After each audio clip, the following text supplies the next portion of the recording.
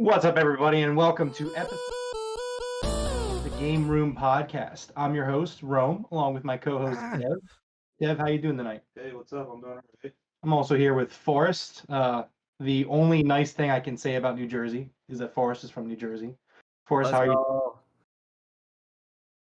We also got producer Jeff on the ones and twos. We have a really fun show lined up tonight, guys. We have the some rumors of a Nintendo Direct happening this week. We might talk a little bit about that. We're also going to be talking about a bunch of live service games getting canceled and why that means live service games are bad. And we're also going to be doing a Pokemon game tier list.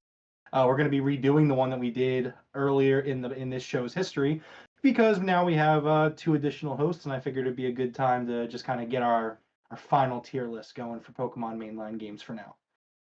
So, gentlemen, let's get right into it. First, let's start with an update on Halo. So, a report has detailed some of the reforms happening at 343 Industries regarding the Halo franchise, which will now reportedly use the Unreal Engine for a new game, as the studio is attempting to start from scratch. 343 Industries has had a tumultuous time with the Halo franchise since Infinite launched. After widespread cuts to its staff in this past month, the franchise's future was called into question. But according to this new report, it's not going anywhere. As reported by Bloomberg's Jason Schreier, Microsoft isn't ready to give up on its poster boy, Master Chief, just yet, even if 343 seems to be in dire straits. At least 95 people have reportedly lost their jobs due to the mass layoffs at Microsoft, which includes some directors and key contractors. Temporary staff were apparently only given a few days' notice. According to the report, Xbox Game Studios head Matt Booty has assured 343 that it'll remain in charge of the Halo franchise going forward, although contractors will be brought in to aid the studio. This reliance on external contractors could be a good indicator as to why 343 will now reportedly use Epic's Unreal Engine for future games, as it's a heavily used tool in the industry and would limit the need to teach temporary staff how to use an in-house engine. This was actually something that had come out during the development of Halo Infinite and 343. So 343, guys, has had like a long history of problems, even before Infinite came out. And I don't remember exactly what it said. I think it might have been like an anonymous developer, not Devroro, had said that they found it hard to work at the studio because they just felt Halo had to use the slip space engine, very complicated to work with. Guys, so how are you feeling about the future of Halo? So obviously last few weeks we've been kind of in dire straits talking about, is the studio closing, but it seems like they're getting ready to start from scratch, start anew. So what do you guys think about that? It sucks, but yeah, I think Halo will be fine switching to Unreal 5, but it sucks because of how much time they put into making just the engine. Like they really put slip space like on a pedestal, and now they're throwing it away because it's too difficult to use. So, yeah, I mean, but at the same time, I think it's kind of for the best, especially if you're going to go this weird contractor route. Like, I don't see why you wouldn't just hire the developers to be part of 343. Like, you don't ever hear this happening at the Coalition or any of the other studios that Xbox, has had under its wing. The Coalition uses Unreal 5. They're famously known for using Unreal 5. No, Unreal in general. Right. No, I understand that, but what I'm saying is I don't understand why 343 specifically needs to bring in independent contractors instead of just hiring guys to your studio. I feel like we're talking about wrestling right now. I get that, but what I've seen before is when you hire someone, they have to learn slip space. Sure. When you come in, Unreal is kind of like it's a stepping stone. It's one of those things where you know how to use Unreal if you want to get into programming. So it's whether you hire or whether you do it. I think they'll hire after a long time, hire a long-term contractor eventually, but they just got to get off the ground. A lot of people are quitting. A lot of people are moving. Yeah, it's true. I mean, they've moved a lot of the studio heads out of 343. A few of them of note. I know Joseph Staten was one of them, along with Kiki Wolfblind, I think her name is. She was working on the Halo franchise, and now she's somewhere else at Microsoft Game Studios, the publishing wing. We'll have to see. I think that the great thing that Xbox is really setting themselves up for is that you spent the Xbox One, if you're Xbox and Microsoft, you spent the Xbox One era, which was a really rough era for them to get through, kind of relying on Halo and Gears. And I think that the great thing now is that you can kind of take a step back from Halo and Gears and let these other IPs come out and shine. Not just the Bethesda studios, but all the other studios they've bought, and they've built up. They're going to be putting out work, and I think that it's a good opportunity for at least Halo to kind of go back to the drawing board, take 5 years off, take 10 years off. You know what I mean? Like the Xbox will be fine without Halo, and when Halo returns, it's going to be a celebration. I think. They just gotta put out some other stuff in the meantime. It's kind of dry, but we'll see. It literally put out a very successful first-party game last week. Yeah. Technically 3. If you want to get really technical, 3. But Okay. anyways, moving on. Our second story of the night. Kadabra is returning to the Pokemon trading card game after after a 2-decade ban. Do you guys know about this? Yeah. Jeff, producer Jeff, do you know about the Kadabra ban? No. Okay, so that's a crazy story. So again, this is a story 20 years in the making. So the long story of it, Jeff, is that Kadabra obviously is a psychic Pokemon who bends a spoon. Now, 20 years ago, early in Pokemon's life cycle, there was this magician. His name was Uri Geller, and he actually sued Pokemon because he thought Kadabra was basically an infringement on his personality, his likeness. He would bend spoons for his act, I believe. So he sued Nintendo, and it was specifically for the trading card game. It was like really weird. Like it wasn't the games, it wasn't the show. It was like very specifically like a card of his. So Kadabra actually has not been included in the Pokemon trading card game since. How do you evolve your Abra and how do you get from Abra to Alakazam? I think they probably just don't put out new cards. It's probably like a release, like you know what I mean? Like they just keep releasing the old one or the old ones. I don't know. But as reported by PokeBeach, the upcoming Pokemon Card 151 set will feature Kadabra for the first time since 2002's Skyridge set. The Pokemon Company stopped printing Kadabra cards and removed it from the anime. Oh, so it was removed from the anime after magician Uri Geller sued it for using his likeness, though he did retract his complaint in 2020. PokeBeach gained access to the list of cards appearing in the 151 set, confirming Kadabra's return, and received a statement from Geller expressing his relief that it was being printed again. Yep. He says, "I am pleased Pokemon fans are excited to see Kadabra return to the card game. I want to thank the Pokemon fans who reached out to me over the last few years." It's like, hey, you son of a bitch. Yeah. Give me Kadabra back. He's so nice about that. No, the dude is he did it I think there's a it's not in this article obviously, but there's this I think interview with him, and he's like, I'm not gonna lie, guys, I kind of regret suing them. Yeah. He's like, upon reflection, it was actually pretty cool. Yeah, it's such a cool it's obviously it is based off of him. The Japanese version of Kadabra is named Youngera. Exactly. So it is based off of him, but that's such a cool thing to have. I know. Like, why would you I don't know. I wouldn't sue. I'd be like, oh, that's cool. That's really cool. I'm that good of a magician. That's how good I am. You know that Pokemon Kadabra? I was a fool, and it was a devastating mistake for me to sue Pokemon. Yeah, that is an exact quote that Forrest has just read us from Uri Geller. Yeah, it's a great story. Obviously, the Alakazam line, one of my all-time favorites. But it's cool to see Kadabra getting back out there and getting a new card. Yeah. All right, guys. News story number 3. Let's talk about PSVR 2. So originally, when I put this in the script last week, we didn't have an update to this. We actually have an update now. However, it was originally reported that Sony is slashing its shipment forecasts for the upcoming PSVR 2 headset is launching this month, according to a new report from Bloomberg. publication reports that Sony has halved its forecast from 2 million units shipped this quarter to 1 million as a result of disappointing pre-order numbers ahead of their February 22 launch date. Bloomberg reports that Sony has told a supply partner to prepare for a reduction in display panel orders, and PlayStation is expecting to ship roughly 1.5 million between April and March 2024. Between this April and March 2024. That expectation could change if Steam picks up around PSVR 2, though. So an update was given following the report from Bloomberg. Sony stated that basically that's not true.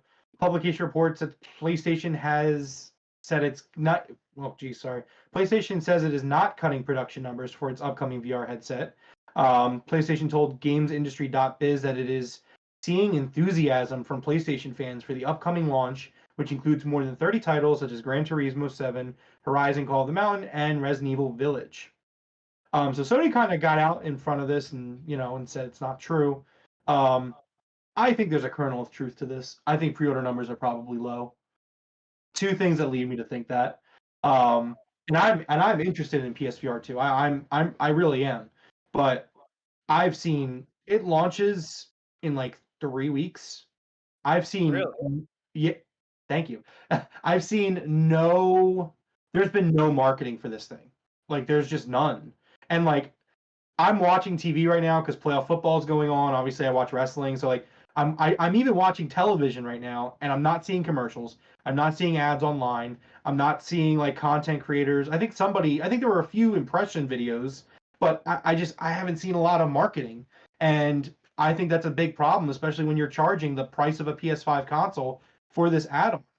I didn't think about that till you just said that right now. There has not been a lot of There's marketing for nothing. this, which is it's a little weird. On the bright side, though, everything I'm hearing about it, a lot of people got to test it recently. It's all good news. It's one of those headsets where it's like, man, I wish this was on the PC because it's just a really good headset in general. It's worth the price tag. I know that sounds outrageous. It is worth the price tag that it is. It's just it is really weird that they're not pushing the advertisement for it. See, the problem is PlayStation's always been really weird with this because, like, for example, you look at the PS Vita. Like, people love the PlayStation Vita. If you ask PlayStation fans how they feel about the PS Vita, like, there are It's a cool gaming classic. I know. there are gaming media people, like PlayStation media people, like Greg Miller, are kind of funny, and all those guys who love the PS Vita, and it sold well. What happened to it is that PlayStation just stopped supporting it. They just stopped putting games on it. They stopped marketing it, and it just died. And I really just don't understand why PlayStation does. Like, this is somewhere where they really struggle. Like, they're great at selling their games, but once you go beyond that, like outside of that gaming sphere, you're talking about selling a handheld, selling VR, and like they just don't stick that landing. And it's like it's just really weird. And I do think that the pre-orders are extremely low because you have to really be paying attention to VR or PlayStation to know. You know what I mean? Like Resident Evil, right? Everyone like, oh, new Resident Evil's out.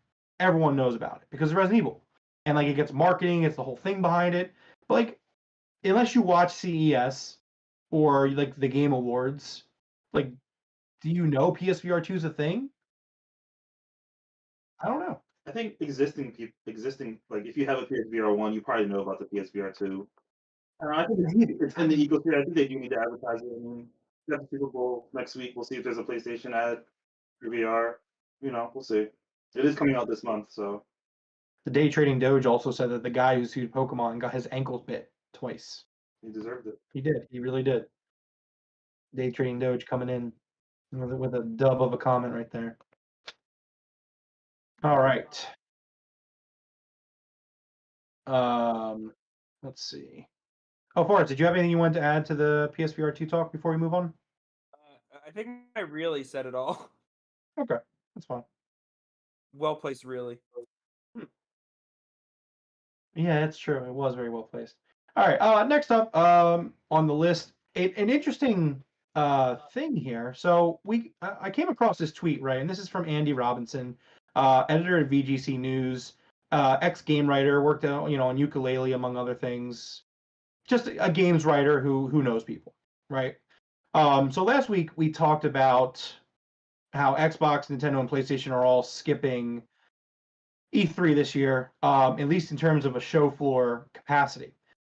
So Andy Robinson kind of has shed some light onto why Xbox and Nintendo could possibly, not be at E3 this year.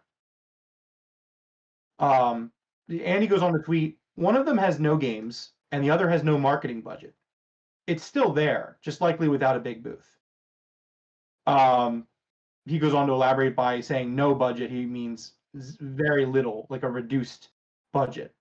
So what we can take from this is, he goes on to elaborate further in his tweets that basically Xbox's marketing budget's been cut due to the recent cuts that's going on in general, which is why they're not doing the booth, which kind of goes what you were saying, Dev, about how expensive it is to have a booth. Yeah. But he goes on to elaborate something interesting about Nintendo, how he feels Nintendo feel that they just don't have enough to show at E3 for a booth.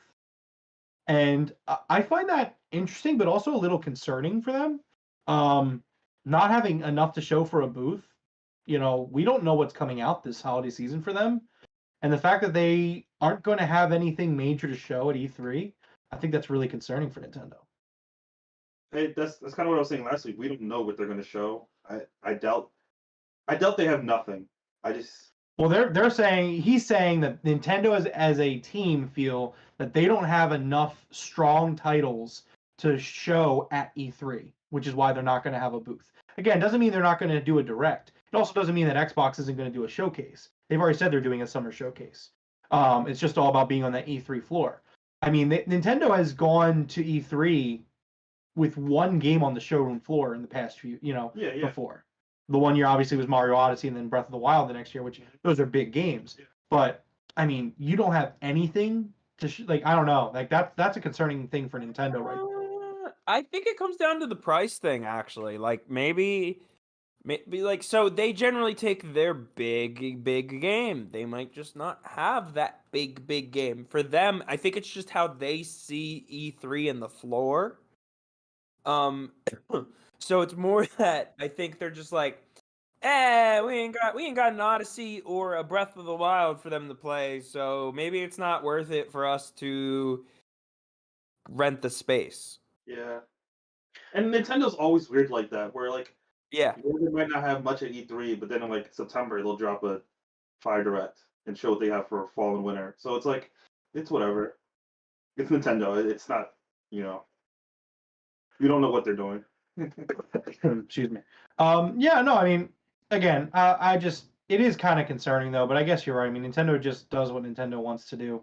exactly. So, look, I understand that, but I'm always going to try to make some sense of it. It's just what I do. Yeah, I fail an awful amount, but I also don't do too bad. Okay, so here's another thing, right? I'm just gonna say it. So the next news headline, and Dev, you can go to the next one for the timestamp because it's related to this. But so the next one is about the PS5 beta and its update, right? And I click on it's from the PlayStation blog itself, and the header of the PlayStation blog is a PS5, which I get, it's fine. But you have hardware launching this month. Like, why is that not that should be the first thing I see if I go on PlayStation's website? Yeah, I think I agree with that. Like, show me. Like, why is I understand it's your console. You need to sell your console, but you have hardware launching this month in weeks. Producer Dev, go to the website. I don't know if you're already on it or not. It's just showing a PS5 at the top. I don't know. It's a secret. It's a secret launch. It's a shadow launch. It's just the shadow launching a console. A VR console level headset. Okay. Anyway, PS5 is a beta that came out with some decent updates. A lot of them are already on Xbox, but I'm happy to see them get added. There is one feature that I really like. We'll discuss when I get to it. So let's just dive into some of these new features. New social features. You can join a Discord voice chat on your PS5 console. That's right. Didn't PlayStation buy Discord? I don't think they bought Discord, but they were the first. I mean, I could be wrong. They were definitely the first to have Discord integrated. They didn't do anything with it, and then Microsoft got to it first. Right. You can start or request a share screen from your friend's profile. You can now in party chats there is a join game icon, which has been a thing since I think the Xbox 360. You also have a new Friends Who Play tile, which in Game Hubs, you can now see which of your friends have a certain game, who's online, who's playing that said game. By selecting the tile, you can see what your friends are doing now. You can also access your friends' profiles, where you'll be given interaction options. You'll able to manually upload game captures to the PlayStation app. Viable refresh rate support for 1440p. Game library enhancements. You can now sort and filter games when adding games to a game list. You can now use your filters in your library to easily find PSVR games as well as PSVR 2 titles. Oh, look, they name dropped the PSVR 2 here. There it is. And stuff like that. You'll get game presets for multiplayer session preferences in terms of like who can join, who can invite, stuff like that. Upgraded PS4 to PS5 save data mitigation, PS5 to PS5 data transfer, just kind of a bunch of decent stuff. But here is the big thing for me, and it's such a pain in the ass. Wireless device update for the DualSense wireless controller. So you guys, you don't have a PS5 dev, but when you have to update your PS5 controller, which actually happens somewhat often, which is interesting, you have to plug it into the console via USB. And when I tell you that I like go months without tell me tomorrow, remind me tomorrow to do it, just because I'm already sitting down and don't want to get back up to plug the controller into the console. The fact that now it's just like, oh hey, here's an update for your controller, and you just hit the X button or the cross button, whatever they call it, and it just does it. That's huge. Yeah, that's cool. That's big. For me, that's big. I'll finally be able to update my DualSense controller. Let's see. I think that was generally it. They also have a game capture using voice command preview for US and UK limited release. But no, it seems like PlayStation is adding some features that I'm kind of surprised weren't already on the system. All right. So this was originally this next one, number 6 from the news headlines. I had this as 5 different things, but then decided to just kind of put it into one thing. Bunch of games are shutting down and ending support. Gonna run through them, and I'm gonna kind of give my thoughts on them because there's a common thread. So Crossfire X is shutting down in May. That was the Xbox first-person shooter game that reviewed poorly and just didn't take off. Rumbleverse is shutting down in late February, and it's offering refunds on all purchases. That was a free-to-play battle royale from Epic Games, which Epic Games, you already have the biggest battle royale in gaming. Why are you competing with yourself? It's just dumb. I mean, why not? I think this one also didn't involve guns. It was all melee. Sorry, Producer Jeff just said something. What was that, Producer Jeff?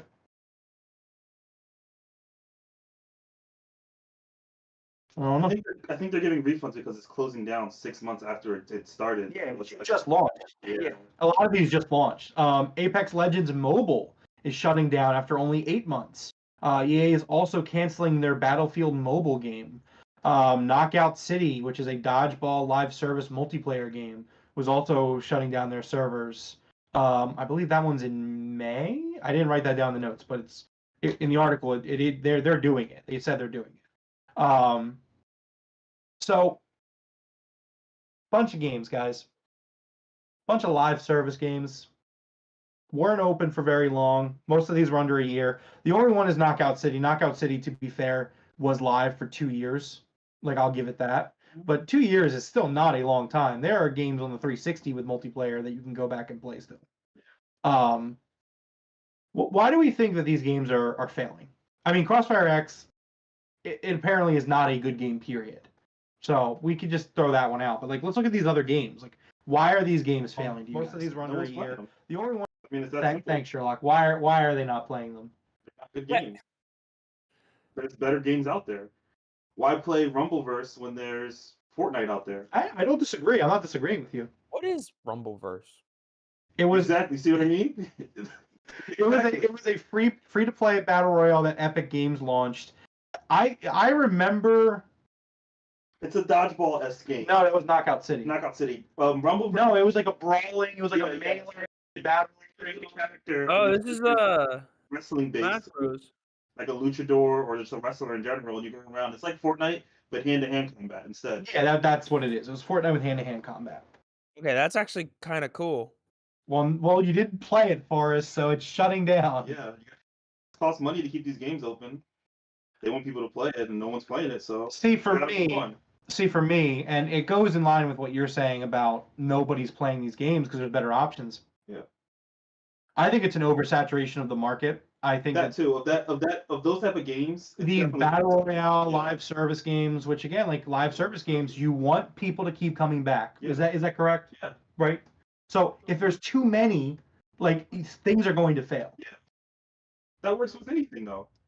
To an extent, but like with a single player game or even Remember when open world was a big thing? So everyone had to have like open world games, sure, I remember that. and only the good ones survived. It's like that with everything. But they still existed. Like you still go back and play these. Yeah, sure, they existed. Not these though. These are going to be gone forever.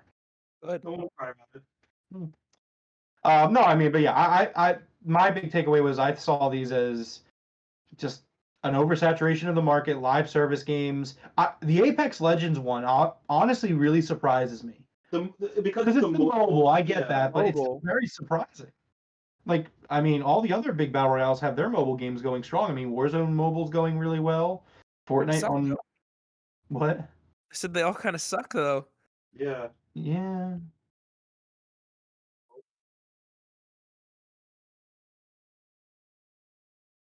Oh, I didn't know that. Oh, okay. There you go then. I think so. Apex straight up is on the Switch as I well. remember doing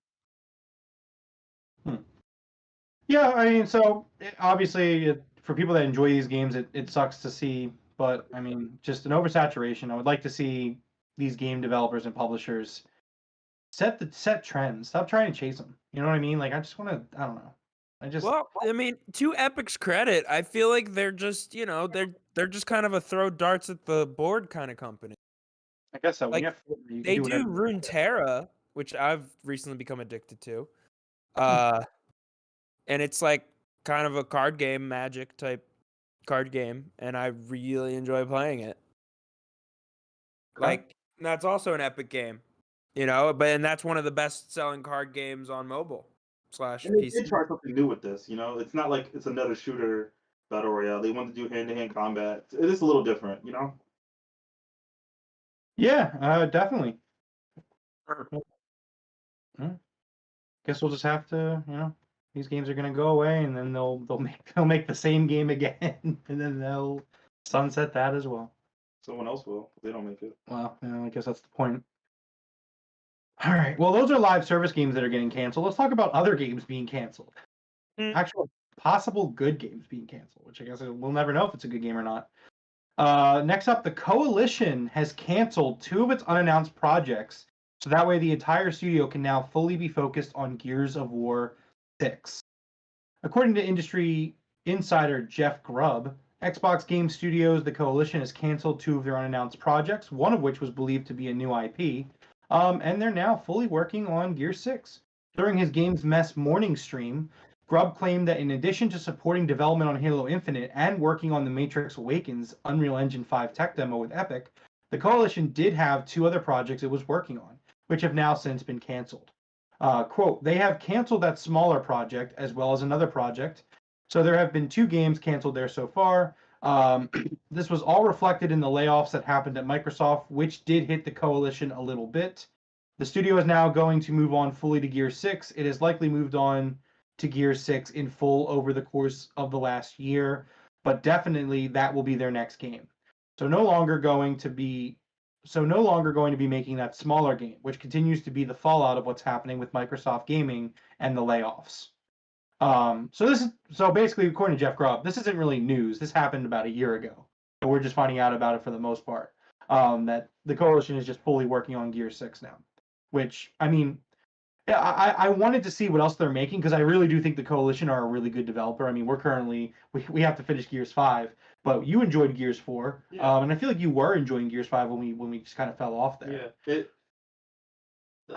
I mean, I'm excited for Gear 6. It's going to be great, but this news sucks. Like, they're such a good developer. I want to see something else they can do because Gears is great and all, but they're riding someone else's coattails. I want to see what they can do. This is like they're just I don't know. Part of me sucky wonders. Part of me wonders if they did this because they want to get through Gears. Yeah, which You know what I'm saying? Yeah, get through Gears and then we can And then focus on start other something stuff. new. Yeah, that's kind of how I'm taking Yeah, I it. have to take it that way too, but we'll see. Yeah, I mean, we'll see. Because if Gear 6 makes a lot of money, then I mean, it'll be like Gear 7. Sure, but we also don't know the state of that game that got canceled. For all we know, it just wasn't the right, didn't line up, it wasn't working out.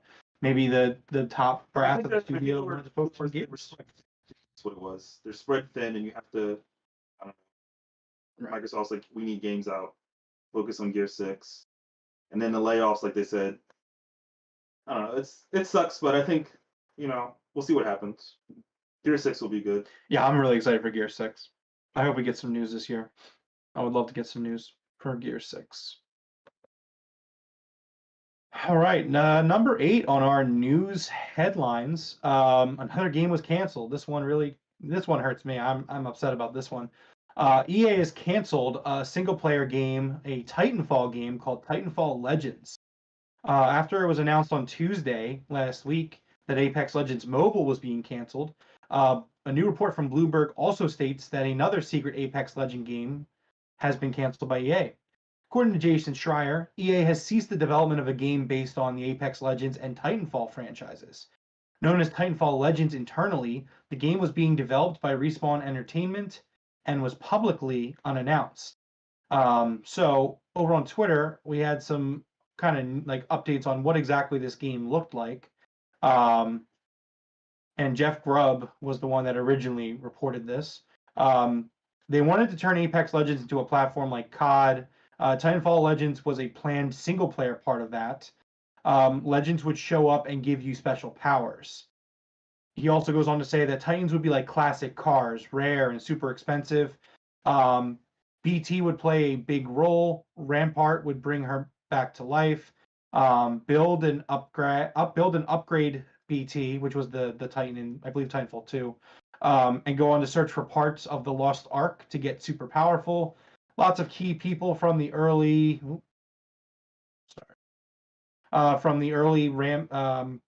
lots of key people from early days left Respawn. Financially, it's hard to make a Titanfall game because a single-player only game doesn't make money, and a game with multiplayer would distract people from Apex. The internal thing. Now, here's my thing with this. Here's like these motherfuckers at EA It's so stupid. just continue to not understand. They said that about Star Wars, their own game, when the last one came out, Jedi Fallen Order, and it just succeeded. It was like their highest selling game that year. Single player, no DLC, no expansion, no live service. Here's the game. Bam. Start, middle, end. Bam. But another thing on top of that is Apex is huge. It's so big. It's a really good game. It's actually fun to play. It is. So making another game in that universe and saying, "Oh, that'll take away from that," it doesn't compete with me. Yeah, it's like, oh man, that Call of Duty campaign really takes people away from the multiplayer. Yeah, Like, what are you talking about? that's literally what it is. And it's just, what do you mean? People that want to play the multiplayer are going to play the multiplayer. Yeah. Well, that's not true with Call of Duty. People that want to play the multiplayer are going to play Warzone, and then they're going to bitch about it, and then they're going to make the Warzone 2 the same as multiplayer, and then they'll be like, finally, it's good. Mouth breathing. Anyways. But no, it sucks because like. Yeah, it's dumb. It's completely dumb. Yeah. Yeah, I love Titanfall. I fell in love with Titanfall when it launched early in the Xbox One life cycle, and I really love Titanfall too. This hurts, man. I love Titanfall, and like I'm sure Apex Legends is a good game, but I hate it for existing because it took Titanfall. Does that make sense? Is that? Yes. Well, it's true. They were like, guys, you're gonna make a battle royale, and then they made Apex, and they scrapped the Titanfall, which Titanfall multiplayer was such an awesome concept. Just to have, like, I mean, obviously with the better hardware, you could do way better numbers. But having that 6v6 where everyone had their Titan, and you could send your Titan out, and like, I love that game so much. Yeah. That game was That was so really cool. freaking cool. But Big facts. they're canceling it, and they're not making a Titanfall game. It's like it's such a different thing. Why not make both? You just make both. You're EA. Yeah. You're EA. You're Electronic Arts. Make both. You could make both based off like a sliver of your Madden profits this year. True. It's true. All right, let's go over to the chat. We got Chef Dude 86 saying Pokemon Crystal S tier. We'll get there. But I agree, Chef Dude. I agree. I don't want to go. I don't want to get into it yet. I'll get into it. Yes. Okay, fine. Yeah. Pokemon Crystal is absolutely S tier. Yes. Yes, that will be an S tier. Sneak peek for what's coming. That's definitely us. Okay, no more though. But I don't know, Chef Dude. If you drop any more, I might have to agree with you. But maybe Chef, just stick around. We're gonna be talking about it towards the end of the show. But yes, Pokemon Crystal is absolutely an S tier, and I don't care what I don't even know what Forrest has to say about it. We'll find out when we get there. But right now, he's going to be outvoted 2-1 if he doesn't like it. Let's move I forward. didn't know that was controversial. Is it? No, I don't think it is. I just didn't want to talk about it until we got to the topic. Yeah. I don't know. Yeah, we're saving it. Got to give the people what they want, but you got to give it, main event's the main event. All right, next up. The Tomb Raider franchise has reportedly been bought by Amazon for $600 million. Okay, weird. Well, according to a website called Fellowship of Fans. Now, I don't just report on random ass rumors. This sounds like a random ass rumor, but insider gaming is usually very reliable, so which is why I'm going to include it. But let's take it with a grain of salt because their source is a source that I've never heard. But apparently Amazon has purchased the rights to the Tomb Raider series for $600 million. The apparent deal comes from the website Fellowship of Fans, which states that the current owner, Embracer Group, has leased the rights to the iconic Tomb Raider franchise to Amazon for a sizable sum. According to the report, the deal was approximately $600 million overall package, making it Amazon's second biggest commitment after purchasing the television rights to The Lord of the Rings: Rings of Power. The report doesn't specify which currency that figure is counted in, but Amazon has announced that it will be publishing the next Tomb Raider game, which is being developed in Unreal Engine 5. The company has yet to confirm this. I love Tomb Raider. I love the new, well, not new at this point, but the rebooted Tomb Raider, and to have Crystal Dynamics making another one, I'm excited for it. And I think Amazon's got the money to support it as well. Yeah. I just hope they do. I hope they do as well. Yeah, I was gonna say that. Did I? Did I? Oh no, I'm sorry. All right. Okay, we'll go back. I'm running producer Jeff through the hurdle today. Mhm. All right. Well, next up, or previous up, Star Wars Jedi Survivor has been delayed. It's now arriving on April 28th. The team at EA Star Wars said the following on Twitter. For the last 3 years, the Jedi team here at Respawn has poured its collective heart and soul into Star Wars Jedi Survivor. And we are proud to say that the next chapter in the tale of Cal Kestis is content complete. We are now focused entirely on the final stage, bug fixes to enhance performance, stability, polish, and most importantly, the player experience. Jedi Survivor is a direct response to the feedback from our community, delivering expansive destinations to explore evolved combat and traversal. And of course, the continuation of Cal and BD's story. Making this game has truly been made us a better team, and we have pushed ourselves at every level to make this the Star Wars sequel our fans expect from Respawn and Lucasfilm Games. In order for the team to hit the Respawn quality bar, provide the team the time that they need, and achieve the level of polish our fans deserve, we have added 6 crucial weeks to our release schedule. Star Wars Jedi Survivor will now launch globally on April 28th. Thanks to EA and Respawn for giving us the time to deliver the best experience for our players, and to all of you for your understanding. May the Force be with you, Stig and the Star Wars Jedi team. I'm totally cool with this. Yeah. Take 6 weeks. You were competing with Resident Evil 4 Remake on the day you were coming out, I believe. But I can't believe EA is doing this. Single player games don't sell. They don't make money. EA is so contradictory of themselves that we went from, well, we can't make a Titanfall game. Single player games don't make money, to, all right, guys, we need to make sure the Star Wars game, it's going to do really well, but let's give it an extra, we can afford to give it 6 more weeks. It'll be fine. The duality of EA. But no, I'm all down for a game or developer taking extra time to polish a game. Yeah. We're not starved for games right now. No, we're not. We're not going to be. It's not okay. So I went from competing with Resident Evil 4 to April 28th. That's like 2 weeks before Zelda. Like, so best of luck to you. And it'll be okay. Yeah. The first game was really good. I think this will be a really good game. Yeah, I think so too. All right, number 11 on the news headlines. A Nintendo Direct is rumored for this week. Yay. Originally, this started with Jeff Grubb, known games media influencer, leaker, insider. But now it's kind of like it's one of those things where like a bunch of people who know people are like, there's probably a Direct this week. So pretty much the only thing that we're waiting on is the confirmation from Nintendo. It won't be tomorrow because we didn't hear about it today. So either Wednesday or Thursday. I'm hoping for Thursday. That would be nice. What would you guys like to see at a Nintendo Direct this week? Dev, we'll start with you. What would you like to see? Honestly, I have no idea. If you could be like, hey, Mr. Nintendo, make me a video game. You could be a dreamer at this point. It's fine. It's Nintendo Direct. Do you think this would be a Tears of the Kingdom Direct? No, I think this would be a straight up just. They have about 3 Nintendo Directs a year. One at the beginning of the year, one at the middle of the year, one at the end of the year.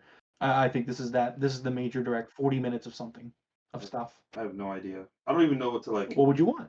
What I want from Nintendo? What would you want from Nintendo? They're not going to listen, but what would you want? Luigi's Mansion 3. Do it, Nintendo. That came out 4 years ago. Okay. No, actually, Pikmin. Oh, you want to see more Pikmin? I want to see more Pikmin. Where's Pikmin at? Well, they announced Pikmin 4 at the last Direct they did. Yeah, I want to see. So yeah, I'd be down for that. Forrest, what do you hope to see, and if you don't hope to see, or what do you think you'll see? I want to see Beautiful Joe Legacy Collection or something. That's not actually. We're starting to get to an era where we're seeing some GameCube games get released, like reported to Switch and stuff. Like Tales of Symphonia comes out, I think, next month or this month. Like that's actually not out of the realm of possibility.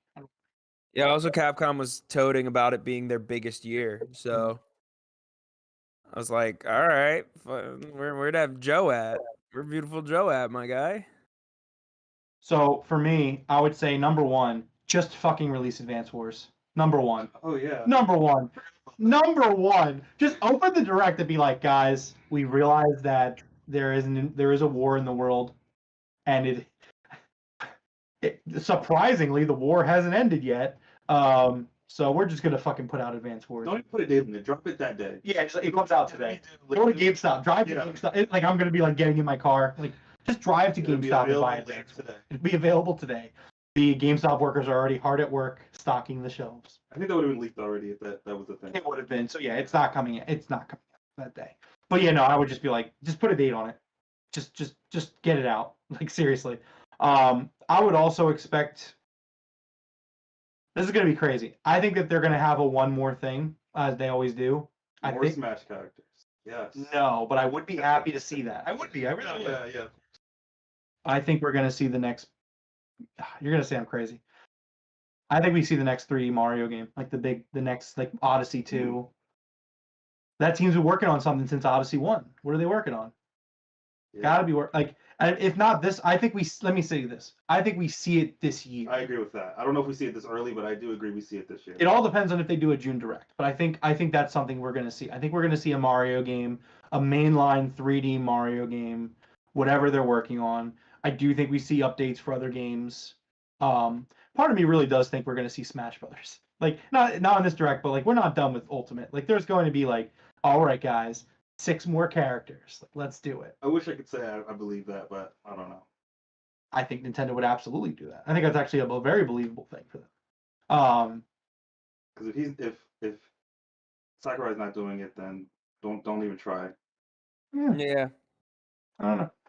But yeah, we'll see what day this Direct happens. I think Thursday. I think Thursday will be when it happens, but could be Wednesday.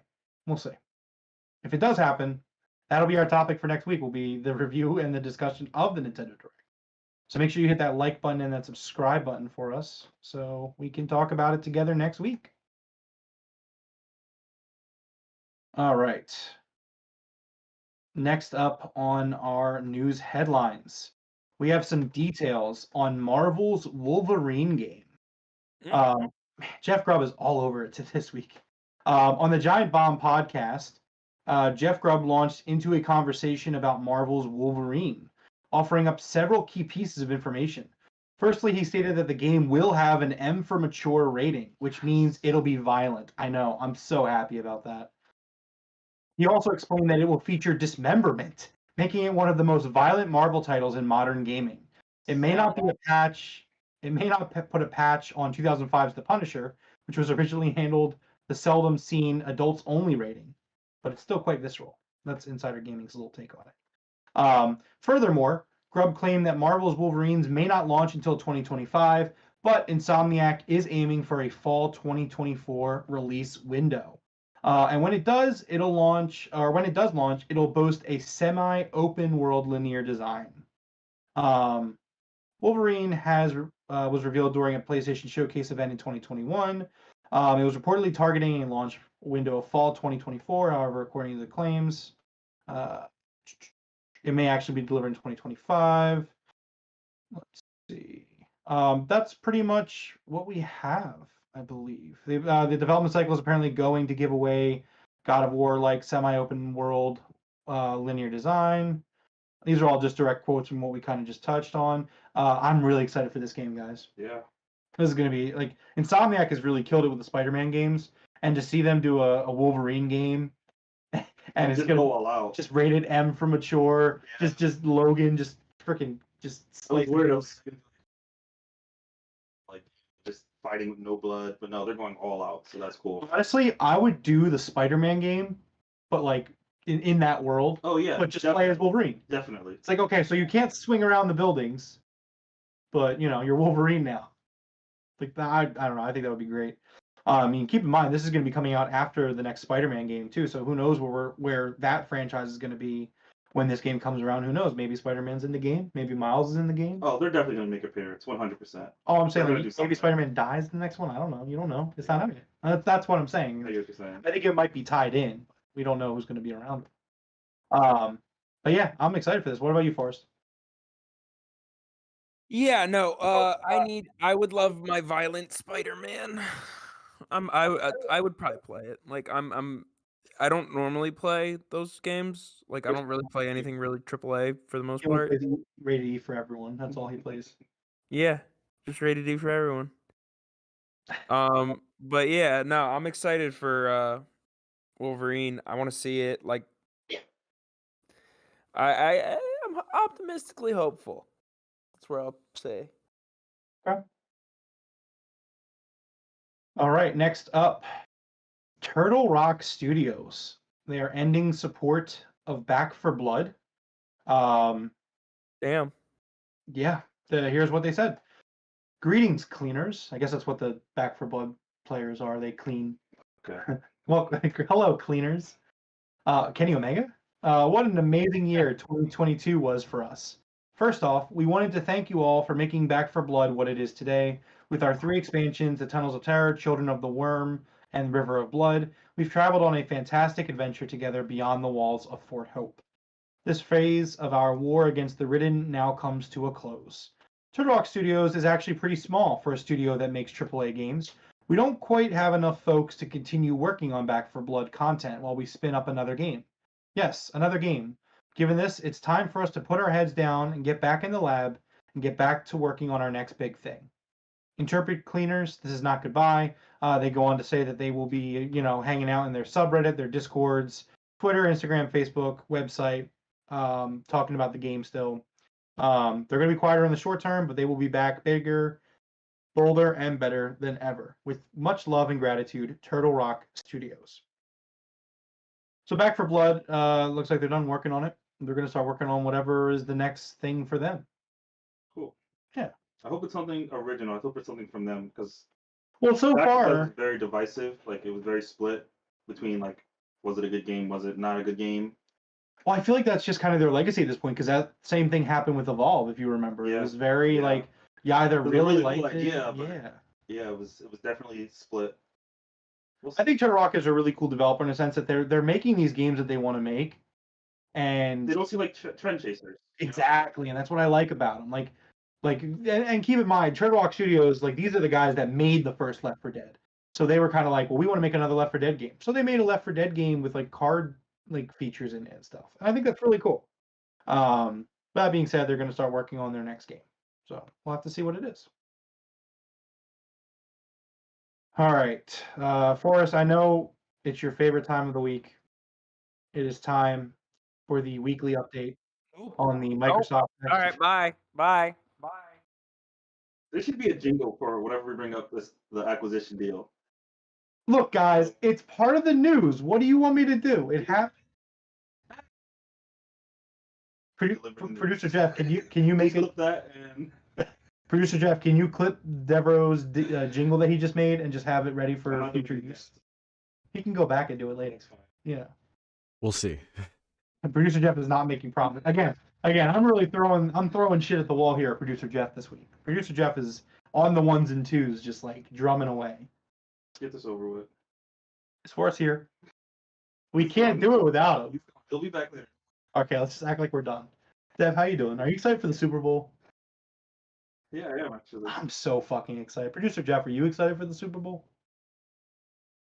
He says, "Oh yeah." Producer Jeff also sounds like he's a mile away. I don't know.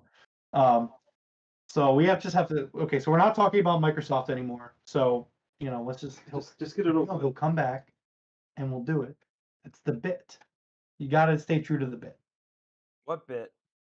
Exactly. The bit that the EU has reportedly issued a formal warning. Damn it! The EU has reportedly issued a formal warning to Microsoft over the Activision Blizzard deal. Microsoft is seemingly facing more regulatory opposition to its proposed acquisition of Activision. According to Politico, the European Union has issued a formal antitrust warning against Microsoft regarding the $68.7 billion deal. Politico didn't share the exact details about the contents of the warning, but the publication says that in a statement of objections, EU officials laid out the reasons why the deal could threaten fair competition in the video game market. In a statement to The Verge, Microsoft spokesperson David Cuddy said, "We are committed to solutions and finding a path forward for this deal. We are listening carefully to the European Commission's concerns and are confident we can address them." European Commission spokesperson Maria Tassoni declined to comment. I like how they called the spokesperson, like they're like, "Okay, who are we speaking to? Do you have a comment?" She's like, "No, I don't have a comment." Like usually it's just like said company did not comment. Yeah. But she gave her name and then said, "We refuse to. We do not have a comment at this time." Just an update. They just that they're issuing warnings. I did not include it on the list this week, but that gamer lawsuit where the gamers that are suing apparently it's being viewed as completely like trivial, like Microsoft is going to win that court case. Like it's literally just buying time. Yeah. Like because of the lawsuit, apparently they can't close the deal before May 1st now. But like it's viewed as like, oh, Microsoft's winning this. It's just an annoyance. It's just dumb. Okay, Forrest. That's it for the Microsoft stuff this week. We're done. You okay? He's back. All right. Our final news headline of the week. Assassin's Creed Valhalla Dawn of Ragnarok has won the first ever Grammy for Best Video Game Music Score. Last night's Grammy Awards ceremony was the first ever to include a category for the best score soundtrack for a video game, and Valhalla's expansion Dawn of Ragnarok took home the win. More specifically, the DLC's composer Stephanie Kanemu won the Grammy for her score in the game. Her other credits include Netflix's Jupiter Legacy and contributions to the scores and soundtracks of The Martian, Mulan, the live-action one, and more, as reported by Variety. I don't know if you guys saw the video of the guy that announced the winner. It's hilariously bad. Like he completely messed up Valhalla. Like I didn't see it. No. Okay, so producer Jeff, it is in the article, the tweet. If you go down like to the bottom of the article, it's the I can't stop laughing at the guy announcing it. Can you play it for the stream so they can hear that video? Okay. I'm going to And mute the our mics so Grammy goes Devroro can to- hear it without feedback. So hold on 1 second. Assassin's Creed Valhalla.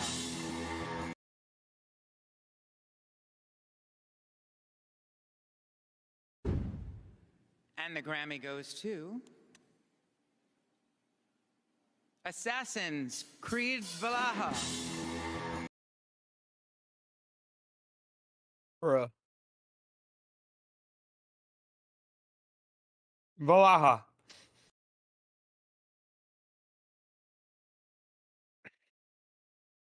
That's pretty bad. Have you never heard the word Valhalla in your entire existence? Valalala. It's like valalala. Valhalla. Oh, man. I do think it's cool that gaming's getting a category for music because they do so much work in music. Oh, for yeah. games. It's crazy. So I think that's pretty cool. Like, because also, like, like the score of a video game is adaptable. Like, it adapts to what you're doing. Like there are games that have very smartly written scores that just change all based off what you as a player do. Chef Dude said, Valahaha. Valaha. But anyways, yeah, that I'm just mad that they weren't recognizing video game scores before this year. Think of all the years that Zelda would have won. True. Son of a bitch. All right, so that's it for the game headlines of the week. Let's dive into the video game releases for the week of February 6th. It's an extremely short list. There's only 2 of them. And one of them, I mean, doesn't really matter. And the other game that does matter is Endling, Extinction is Forever, coming out to iOS and Android. Wait.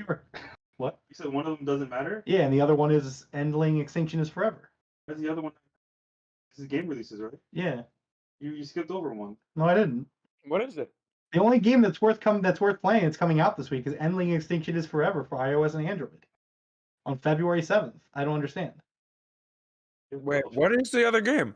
I think you're forgetting about like the best-selling game almost like ever. First, the best-selling game this year, right? Yeah. February 10th. See, I was kidding. February 10th sees the release of Hogwarts Legacy. Let's go. What is the first big AAA game of the year? Because I don't count Dead Space; it's a remake. Yeah, I don't count that. And also, I love Damn. Fire Emblem's AAA technically because it's Nintendo, but I count Fire. okay. Well, this is the second AAA release of the year. Yeah, Hogwarts Legacy coming out on February 10th to PlayStation 5, Xbox Series consoles, and PC. So no, I know producer Jeff, you're very excited about it. Dev, you're excited about it. Are you guys gonna be getting it, or I mean, you guys don't have next gen consoles, and this is just the next gen consoles. I have them. I'm still not getting it. Well, Forrest isn't getting it, but I'm talking about producer Jeff and Dev are excited for it. I might grab it on PC. I don't have too much time for grindy games anymore, and it does look like a little bit of a grinder. I want to do a review on it, so we'll see. Free to. So apparently, it leaked how long the game is. So it's about a 15 to 20 hour game apparently. But if you're going for completion, so for me, it's a 60 to 70 hour game. Which, to be fair, for a completion in 2023 for a major game, that's actually not not bad. that bad. 60 hours is actually really manageable. Yeah, I like that. Yeah. I'd And it's imagine you can do 100. side stuff in any order you want. There's no like restrictions on when you can start it, when you can finish them. So Yeah, that's cool. we can also real quickly just run through the review scores. I posted it in our Discord, which if you're not in our Discord, you should join our Discord. There are some good reviews on that. Yeah, so just kind of running down them. I mean, it's generally 9s, 8s. A couple, I think some places gave it 10s. Got a few 7s in there. Right now on Metacritic, it's at 86 overall. Seems like it's going to be a big hit. I mean, it's going to sell a lot of copies. Absolutely. yeah. This game is going to sell massively. I think on PS5 it was already the best-selling game like 2 weeks ago. Oh, sure. Yeah. What's most impressive is it's doing all these numbers in the face of a boycott too. Yeah. That's also true. That's kind of crazy. It's nuts. Yeah. Which, we're not going to touch on that stuff. If you want to support it, support what you want. If you don't want to support it, don't support it. If you want to support it, support it. We're just going to cover it. But anyways, that's all that's coming out this week. So let's get into our main topic of the show. So again, we're going to do a Pokemon tier list here of the mainline Pokemon games. For those who have been with us since the beginning of this show, Producer Jeff and I did this, but since Dev and Forrest, since you guys are here, I figured it would be a great idea to have you guys do another one with us, and yeah, let's get this updated list going. Producer Jeff, obviously you're running the one for the stream, so go ahead and tell us what you want to start with. We're just gonna go right down the list here. I'm having a little trouble seeing them, to be honest with you, because I don't know what they are just by looking at them. But let's just go one by one from the left right there. Okay. And I can see them, so I got you. All right. This is the updated one that we started. We got at the beginning of the show, like right before we went live, right? yes, Okay. the one that has Scarlet and Violet. Yes. Okay, cool. All right, let's get started. We'll go right down the list then. First up is the original Diamond and Pearl. Forrest, do you want to go first? Do you have any? How do you feel about Diamond and Pearl? First Diamond and Pearl, that was the game. That was my Pokemon game, dude. That was Okay. like, I was smart enough to actually play it, not like an idiot. And I put like 2,000 hours into it. That's an S for me, dude. Okay, so you want to put it at S. Like I'd take a high A too, but like Okay. I'm not So, saying it's like the greatest of all time, but like So this is gonna be a collaboration. So we all have to generally agree or at least like compromise on things. I mean, also it kind of was the natural escalation of the series, and then after that, like lore wise, it kind of peaked. Like you went from like wishes, what was it? Wishing, so water and fire, air and whatever, to ground and water and air with the three of them, and then they went space time god and shadows, so like it felt like the culmination of the escalation. Dev, what are your thoughts on Diamond and Pearl? Where do you think you'd want to place it? I agree mostly with Forrest. Okay. I don't think it's S tier though. I would agree with that. I don't think it's S tier either. They're good. They're very good. Yeah. But... So here's the thing. We also need to try to be careful. We like, in my opinion, there is almost zero bad Pokemon I games. think I agree. There are some, Yeah. but it's not many. We need to make sure that we don't. What is the grading system? It's S, A, B, C, D, E. Haven't played on this tier maker. It's in the script, Dev. If you want to open it up so you can see it and like set it up with you. But so yeah, it's S, A, B, C, D, E, and then we're not going to do haven't played because between us all, we've all played at least one of we've all played these games. So while Dev is bringing it up, I would probably go, at least for right now, like a mid to low A. I think that they're good, solid games. I think the selection of them, like the selection of the Pokemon in them, isn't the best. I do like what you kind of say. I think the legendaries are pretty good. Not my favorite though, by a long shot. Like I would say that the protocols are actually pretty. Diamond and Pearl. I would give OG Diamond and Pearl A. I'm okay with A. We can always Yeah. reevaluate and move as we see fit. Yeah. Okay, so we're in agreement for A for right now. Okay. All right. Next up is Pokemon Platinum, which I would argue Platinum would be A and Diamond and Pearl would get bumped down to B. Or if Diamond and Pearl would just be lower on the A. I think that Platinum is the better of the three. Yeah, the third game usually is. Not always, but I mean, yeah, I guess so. Yeah. For me, Yeah, it's mostly. usually.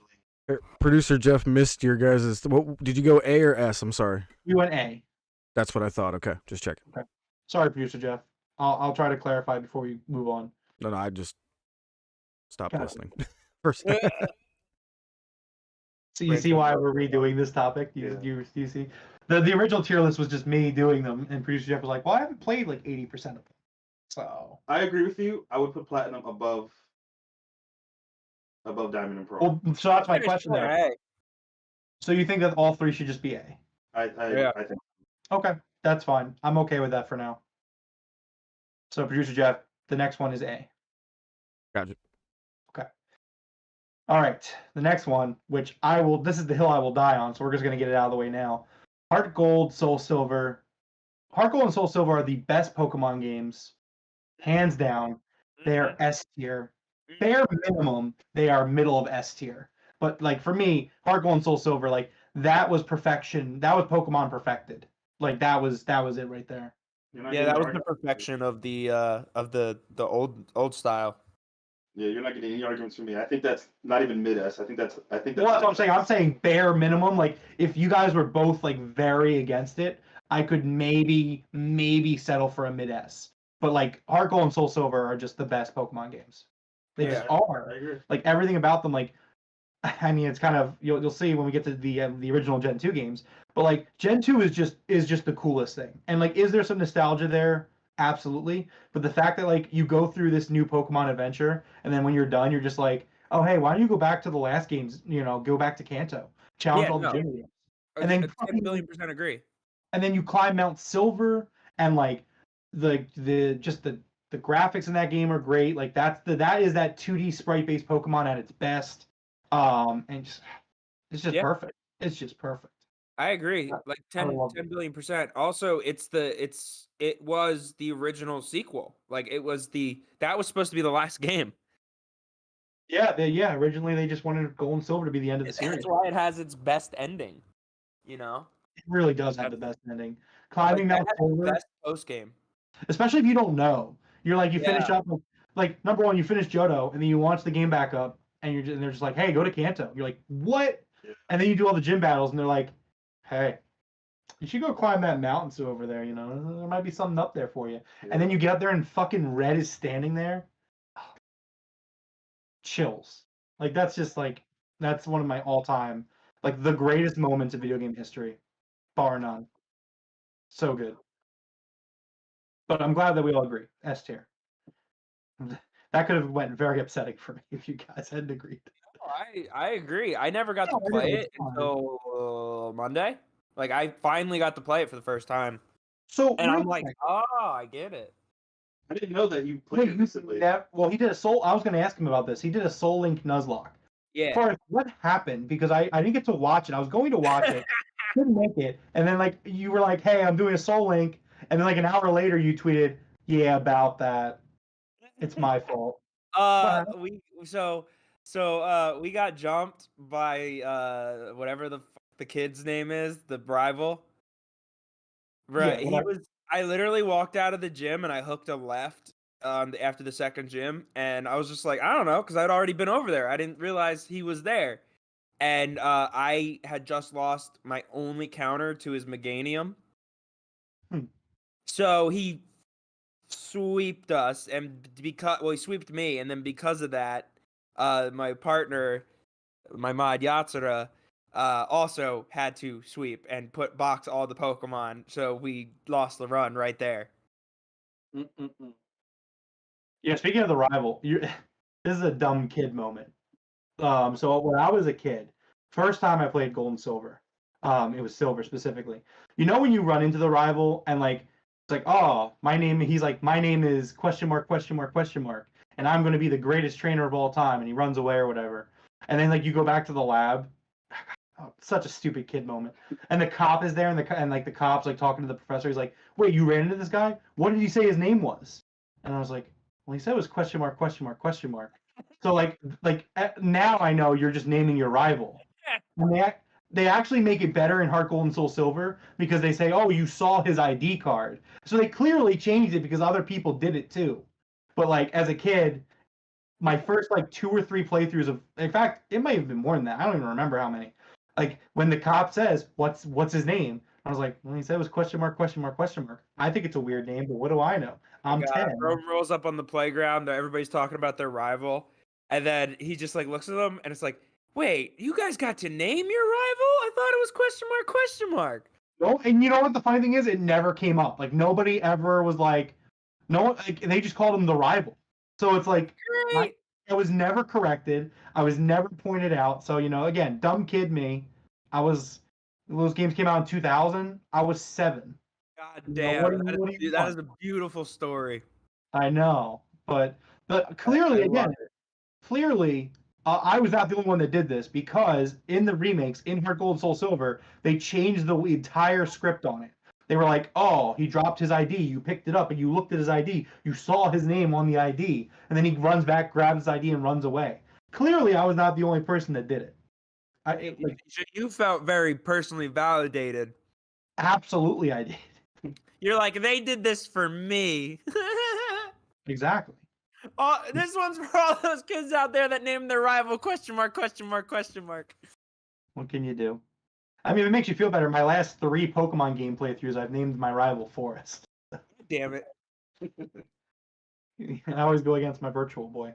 All right. Anyways, S tier. Yeah, let's move on. Next up is Pokemon Black and Pokemon White, the first ones. Now, Forrest, you didn't play these, right?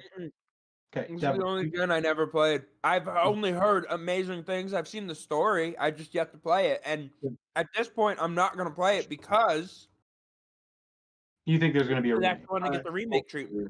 I hope it does too. I hope there's a remake because I do love these games. I like these games more than Diamond and Pearl, personally. I agree with that And completely. I think it's because of the Pokemon in them. That might be part of it. They also had a pretty good story with the villain. I think his name was N. Yeah, it was N. Yeah, so Question mark, question mark. no, Like, what was his name? It was N? Oh, okay. yeah, I like this more than Solid Diamond. ID. What was on it? It's just a giant N. His name was Netflix. Oh, there you I would put this at go. the highest A tier I so far at this point. You know, I completely agree with that. Actually, I think that's exactly where I would put it. I really love Black and White 1. Much like you said, I think that it was the first time, like in terms of an entire game. Like obviously, the ending of Gold and Silver, best ending to a Pokemon game. But if you're talking about the narrative of a Pokemon game, I mean, to date, Black and White are definitely the best. Like at that time when they came out, and they definitely rank up there in the story afterwards as well. So I would say, yeah, for me, it's a high A. My biggest criticism about the game is that it doesn't have any of the older gen Pokemon in them, which I like having new ones, but I like having a mix. So that's my biggest issue with Black and White 1. But yeah, that's a high A. Producer Jeff, did you get that? Yes, top of the A tier. Top of the A tier. Okay, good. All right, next up, Black 2, White 2. So again, obviously, Forrest did not play these. I think Black 2 and White 2 is better than Black 1 and White 1 in every single way. I have not played it, but everyone You I've haven't heard- played it? Yeah, that's on your list. It's on Yeah, it is on, yeah. And everyone I've like I've only heard better things about. Okay, Black 2 and White so you're putting this in my. So I'm the only one that's played this. All right. Yeah. Well, I think it's much better than White 1 and Black and White 1. The thing that people don't realize is that it's not like this was the first time where they didn't do that like third game. These are sequels. These are not like Ultra Sun and Moon and Sun and Moon. These are like legitimately different games that take place like 2 or 3 years after the first ones. So they continue the story. The story is really good. They bring in older Pokemon to mix with the newer Pokemon. They move some things around, most of them for the better. I don't want this to fall on me, but right now I'm thinking like low S. Like Yeah. right on the cusp. Like if it's not, it's top of A or like low S. I'd agree to that. I've heard literally not a bad thing about this Pokemon game. Like, Okay. this is the Pokemon game that everyone needs to play. Like, is what I've heard. Excuse me. Okay, so for right now, producer Jeff, we're gonna put it at the bottom of S, but as this list shakes out, I may change it. But I'm good with it for right now. All right, next up, Pokemon X and Pokemon Y. So I feel like this might be our first point of disagreement. I don't know for sure. I like Pokemon X and Y much more than I like Diamond and Pearl. Really? I don't know if I put X and Y on a high A, but I like in terms of this list, I think it's really good, and I really like it. But it's for me, it's definitely better than Diamond and Pearl and Platinum. For me, visually, it's a beautiful game. Sure. I think it was at that time when I played it. I just remember being in awe of the visuals of it. I would put this game at a B. So Yeah, same B. So for me, I think it just adds a lot of quality of life improvements that we start to see Pokemon kind of pick up at like in the 3DS era. But I get it. I don't know. I don't think it was there yet. I don't know. So, for For me, me, If we Go could ahead. put it in B, I guess I'm fine with that. what were you gonna say for us? was gonna say this is the start of the gimmicks. This is where they start relying on I think a gimmick. You know, this is Mega Evolution. This is where Mega Evolutions come from, which is cool. Mega Evolutions were cool though. Everything else They- afterwards has No, they were. But however, look at what Mega Evolutions caused. Yeah. Look at the domino that fell after because of the Mega Evolutions. Do we want to take? I mean, let's taking its legacy into account. Are we doing that, or are we just keeping the game as a? Well, I said quality of life first. Okay, yeah. If we're gonna count that, then I guess we can take it into account. To an extent, it should take into an account. I would still put this in B then. Yeah. All right. I'm okay with giving it a B. B's not bad. B's good. Well, a B is like a 6, right? Yeah. Absolutely. Absolutely. Oh man, 6 out of 7. B. I'm excited to get more inside jokes for the podcast as the podcast goes on. I'm very excited for that. Okay, I'm with you. That's 7 out of 10 too much water moment. Right. Okay. Producer Jeff, we have decided on B for Pokemon X and Y. All right. Next up, Pokemon Omega Ruby and Alpha Sapphire. Forrest, you can go first this time. So I didn't play this one, but because Hoenn just wasn't it for me. Okay. Like, I was kind of, I guess maybe burnt out on Hoenn. I don't know what happened, but I just didn't play this one, and I was, but I heard the post game is actually phenomenal. Yep. So I'd give this top of B maybe over X and Y. We haven't played it. Yeah, but I've seen it all. I watched the cutscenes. Just like he watches his anime. He doesn't actually watch anime. I found this out. Like, he changed my life. The man doesn't actually watch anime.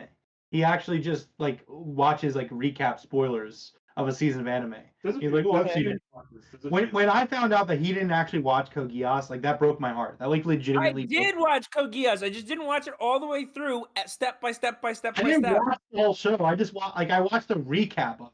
Like No, well, yes, I when did you're- watch a recap on it, but I also watched it live on Toonami.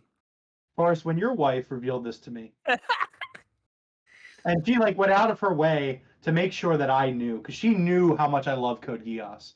Like when she texted me and she was like, "Hey, just so you know," and she like slid me the envelope, and like I opened up the dossier and saw it. I was like, "Damn, you think you know a guy? You think you know people?" Anyways, Deborah, did you play Omega I Ruby? am right there with Forrest. I didn't play Sapphire. And But the remakes for the 3DS. well, the remakes, no, I didn't play those either. See That's here, the one generation I skipped. I didn't play the remakes because I didn't play the original, and that's just I don't know. oh, I love Omega Ruby and Alpha Sapphire. Yeah, I think that you talk about how X and Y was like the starting place for like that Pokemon, that jump. I think Omega Ruby and Alpha Sapphire kind of takes that to the next level. I love Omega Ruby. Do I love it more than Black 2, White 2 right now? you think that you love it as an S tier? Love it? You think it's that good? Mhm. Yeah, I agree. What do you mean? I mean, this is all on you. You're gonna have to play it then.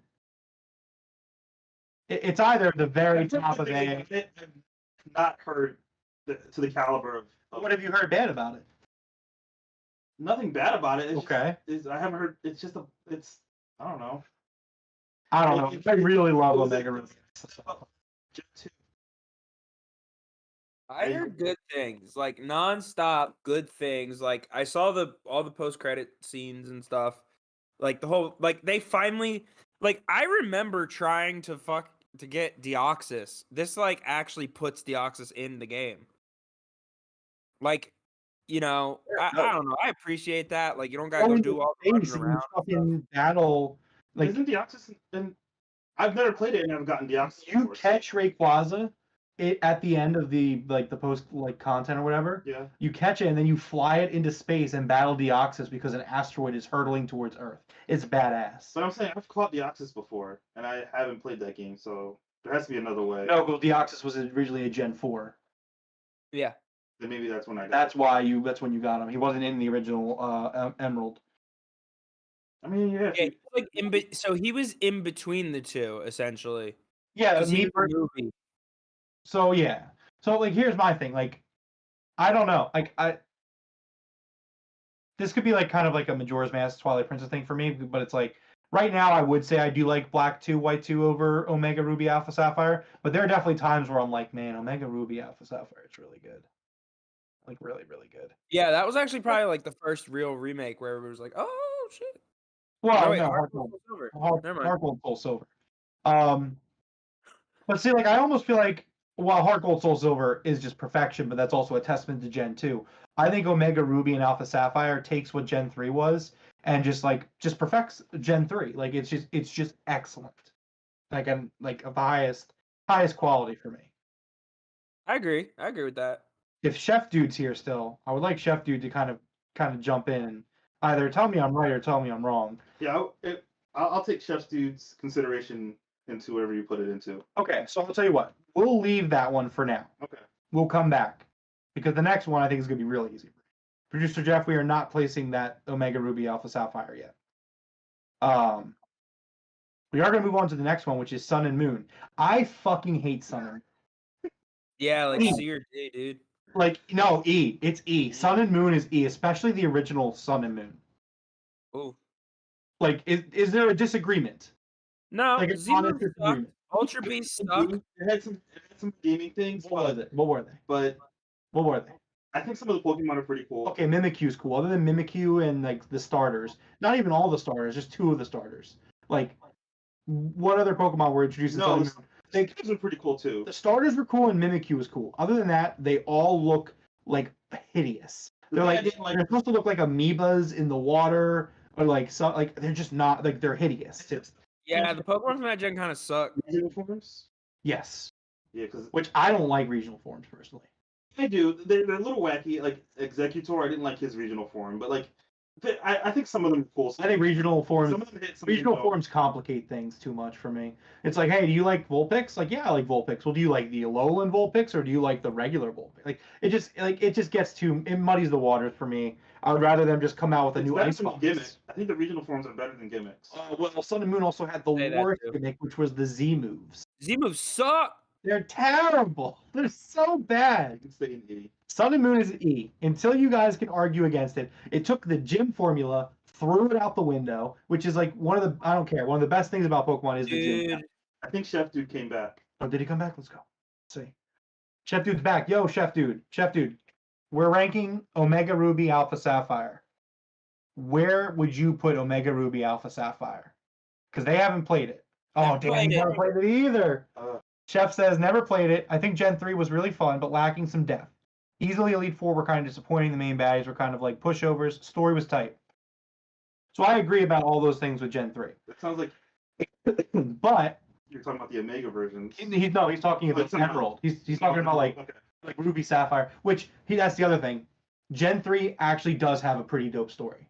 Like it's not like deep, but it's really cool, especially if you play the remakes or Emerald specifically, because you're kind of going against both teams. But I like them. I don't know. So Chef Dude hasn't played him either. All right, I will tell you what. Since you guys are super super up in arms about it, I'm going to go high A. What is it? Wait, for what? Omega Ruby Alpha Sapphire. We were waiting. I'm saying it's good. I have been on your side for these last two decisions, and you keep going, you guys, and I'm like, bro, I'm on your team. What the hell? Yeah, bro. I didn't say Producer Jeff. Producer Jeff. In S tier is astounding to me because it's like I didn't know it was that good. I really loved it. And maybe I gotta go back and play it. It's been a few years, but I really loved it. Well, So, keep in mind, 3 had to follow. 3 had to follow the actual ending. You know. That's true. So 3 was the relaunch, and it had to be good. So they upped the stakes to like world level shaking calamities. That's true. Story's decent. Emerald is way better than the. Emerald is better, but Omega Sapphire and Ruby is a better Emerald. Yeah, I get what you're saying. Okay, so then let's just update producer Jeff. Omega Ruby and Alpha Sapphire are the bottom of S, and Sun and Moon RE. Rated E for nobody. Gonna play it. Exactly. Ultra Sun and Moon. You know what? I don't know what was different about it, to be honest. Yeah. I have all of them. I have Sun and Moon, and I have Ultra Sun and Moon. It's an E for me. It's above Sun and Moon, but it's still an E. Okay. Do you guys? I have no complaints. I literally.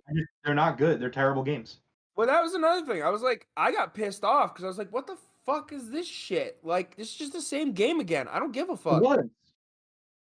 You know what, Dev? Can you look up differences between Pokemon Ultra Sun and Moon and Sun and Moon? Because like I'm a big Pokemon fan, and so is Fort, and so are you for the most part. I don't think any of us know what the difference is between these games.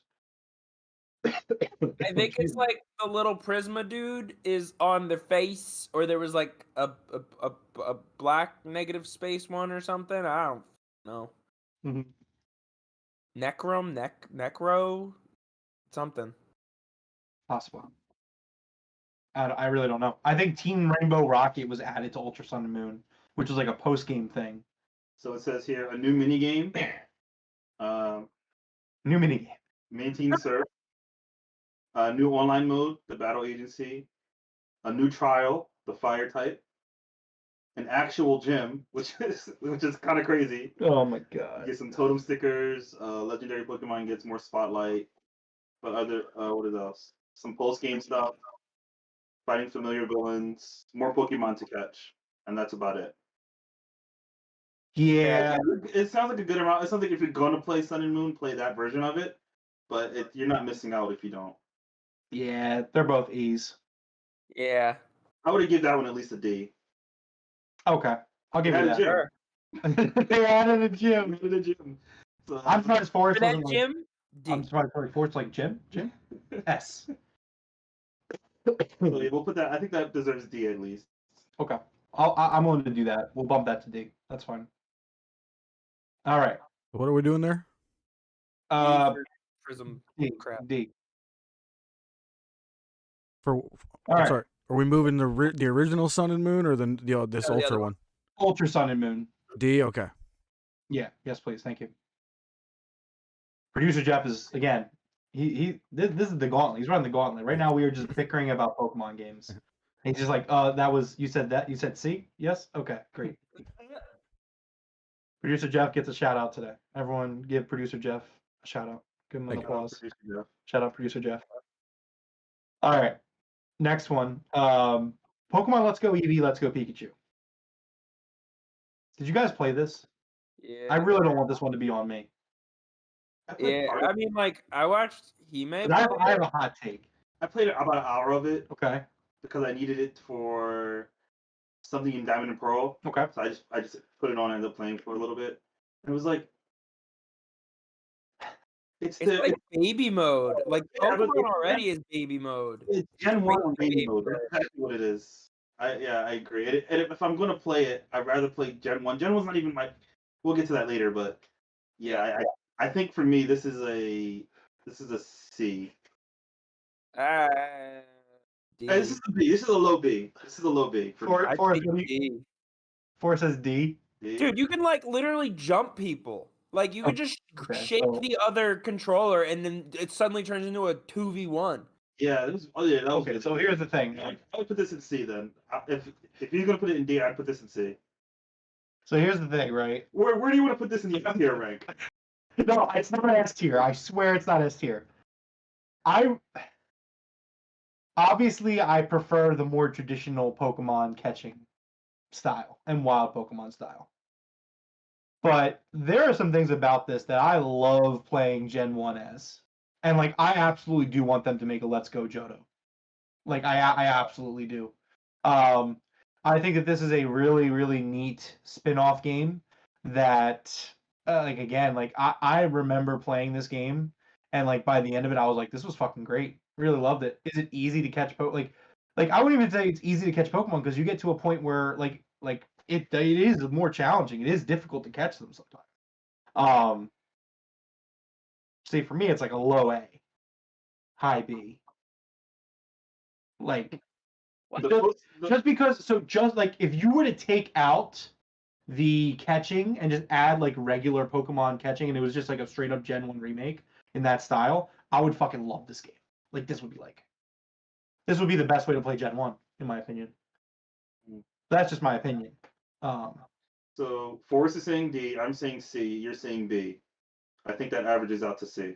I think that averages out to the one that I want.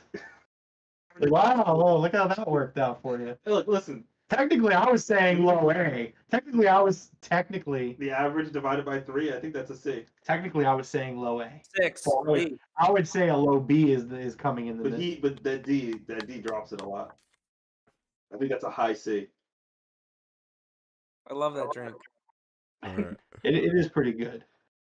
Not a sponsor. Not sponsored. And then we can be though. Can be. Not all of us. I'm allergic. They have fruit punch high C. It's not all icy orange. It's not like I mean. Fruit in there? Don't worry about it. You'll be fine. Dev, you don't even remember. Dev, you don't even remember to say no lemon when you ask for water. Like, yeah, It's fine. why do I have to remember your water order? It's fine. God damn it. It's a C. All right, fine. It's a C. Producer Jeff, it's a C. Already there. He's bad. All right. Well, next up, Pokemon Red and Blue, the originals. Dev, why don't you go first? You haven't really gone first yet. I played Red and Blue late. I Okay. played Red and Blue after I played Crystal. Okay. Um, I'm sorry. I think because of that, my memory of the game was like I played Blue specifically. Okay. And it was B. Like for me the OG Red and Blue, it's B. At the time it was really cool, but like after playing Crystal, I don't know. It was just like You said B. Backwards. yeah, for me Blue, Okay. yeah, I went backwards, which I guess that also that's how I played it, so that's where I get my influence from. Yeah. So it's a B for me. All right. Forrest, what about you? I'm also gonna say B, cause B for basic, as in the base, because Okay. it was the base of all Pokemon. Sure. Like, it's good. It doesn't actively damage the franchise. Shit, it's the start of the franchise, So it's like I say it's good, and I think it needs to be in the middle, kind of tier lists. Mhm. So, for me, Deborah, where do you think I would rank this? Honestly, I think you have a lot of Pokemon games in S. Yeah. So you think I think you would put this a low S, honestly. For me, it's a C. Oh, really? Really? That's super surprising. I know. So I love Pokemon Red and Blue, in a purely nostalgic sense. When I think of Pokemon and I think of those days as a kid playing Red and Blue, those days are so I will cherish those days for the rest of my life playing Red and Blue as a kid. Trying to take the nostalgia out of this ranking. I'm just talking about how great I think these games are. Mm-hmm. I think Red and Blue has aged really poorly in a lot of ways. Again, this C, if you ask me to review the game, it's a 10 out of 10. It's a 9 out of 10. But if you're talking about taking all the Pokemon games and putting them in order of which is the best and which isn't, it just, I can't make an argument that it's a better Pokemon game than really any of them, unfortunately. I do feel a little bit differently about Yellow. I was gonna say we should do Yellow next, just because. Okay, we'll do Yellow. So for me, Red and Blue, I would give it a C. I would put it above Let's Go Pikachu, Let's Go Eevee. Okay. So you guys said B. Yeah. So where are you with B? Are you above X and Y or behind X and Y? Mine would C. It's a low B for me. Okay. Where it's at now is Okay. I'm okay with putting it in low B. That's fine. I would say high C. You guys are saying low B, so I'm okay with that. I use it as the gatekeeper for B and up.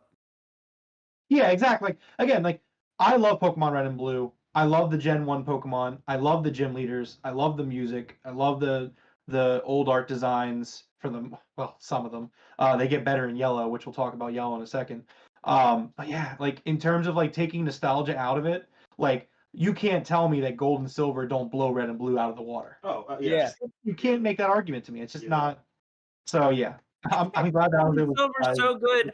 Red and Blue is in Gold and Silver. Yeah, completely surprised him. Chef Dude says, I'd rank OG Gen 3 at low B or high C. And he's talking about Gen 3. We'll get there. But okay, so that's red and blue. Let's talk yellow, guys. Pokemon Yellow. I think Pokemon Yellow is, believe it or not, much better than red and blue. They changed a lot of the sprites. They changed a lot of the levels, the moves that you learn levels. They did a lot of polish that people don't realize that Pokemon added, like in the behind the scenes, under the hood stuff. The most memorable thing for me is just having Pikachu. Well, sure, yeah, I was gonna get there, but like, it makes a lot of gameplay improvements that don't have anything to do with the Pokemon themselves, that we just don't realize. Very little things. But then obviously you get Pikachu with you, and it follows you around. You get all 3 starters in the game, which for me that's just huge because I love all 3 of those starters. So for me, I actually put this, like I said, red and blue was C. Yeah. I would say yellow is a high B, low A. Yeah. I don't think it's better than X and Y. I could be persuaded to think it's better than X and Y, but I can see it not being better than X and Y. Yeah, I think I would put this B, but below X and Y, above red and blue. Okay, I'm saying better than X and Y. So Forrest, you're gonna break the tie here. Does it go better than X or below Y? Is it better than X and Y? Okay, there you go. So B. So top of the B tier for Okay, right top now of the B tier. for Pokemon Yellow, producer Jeff. Maybe top.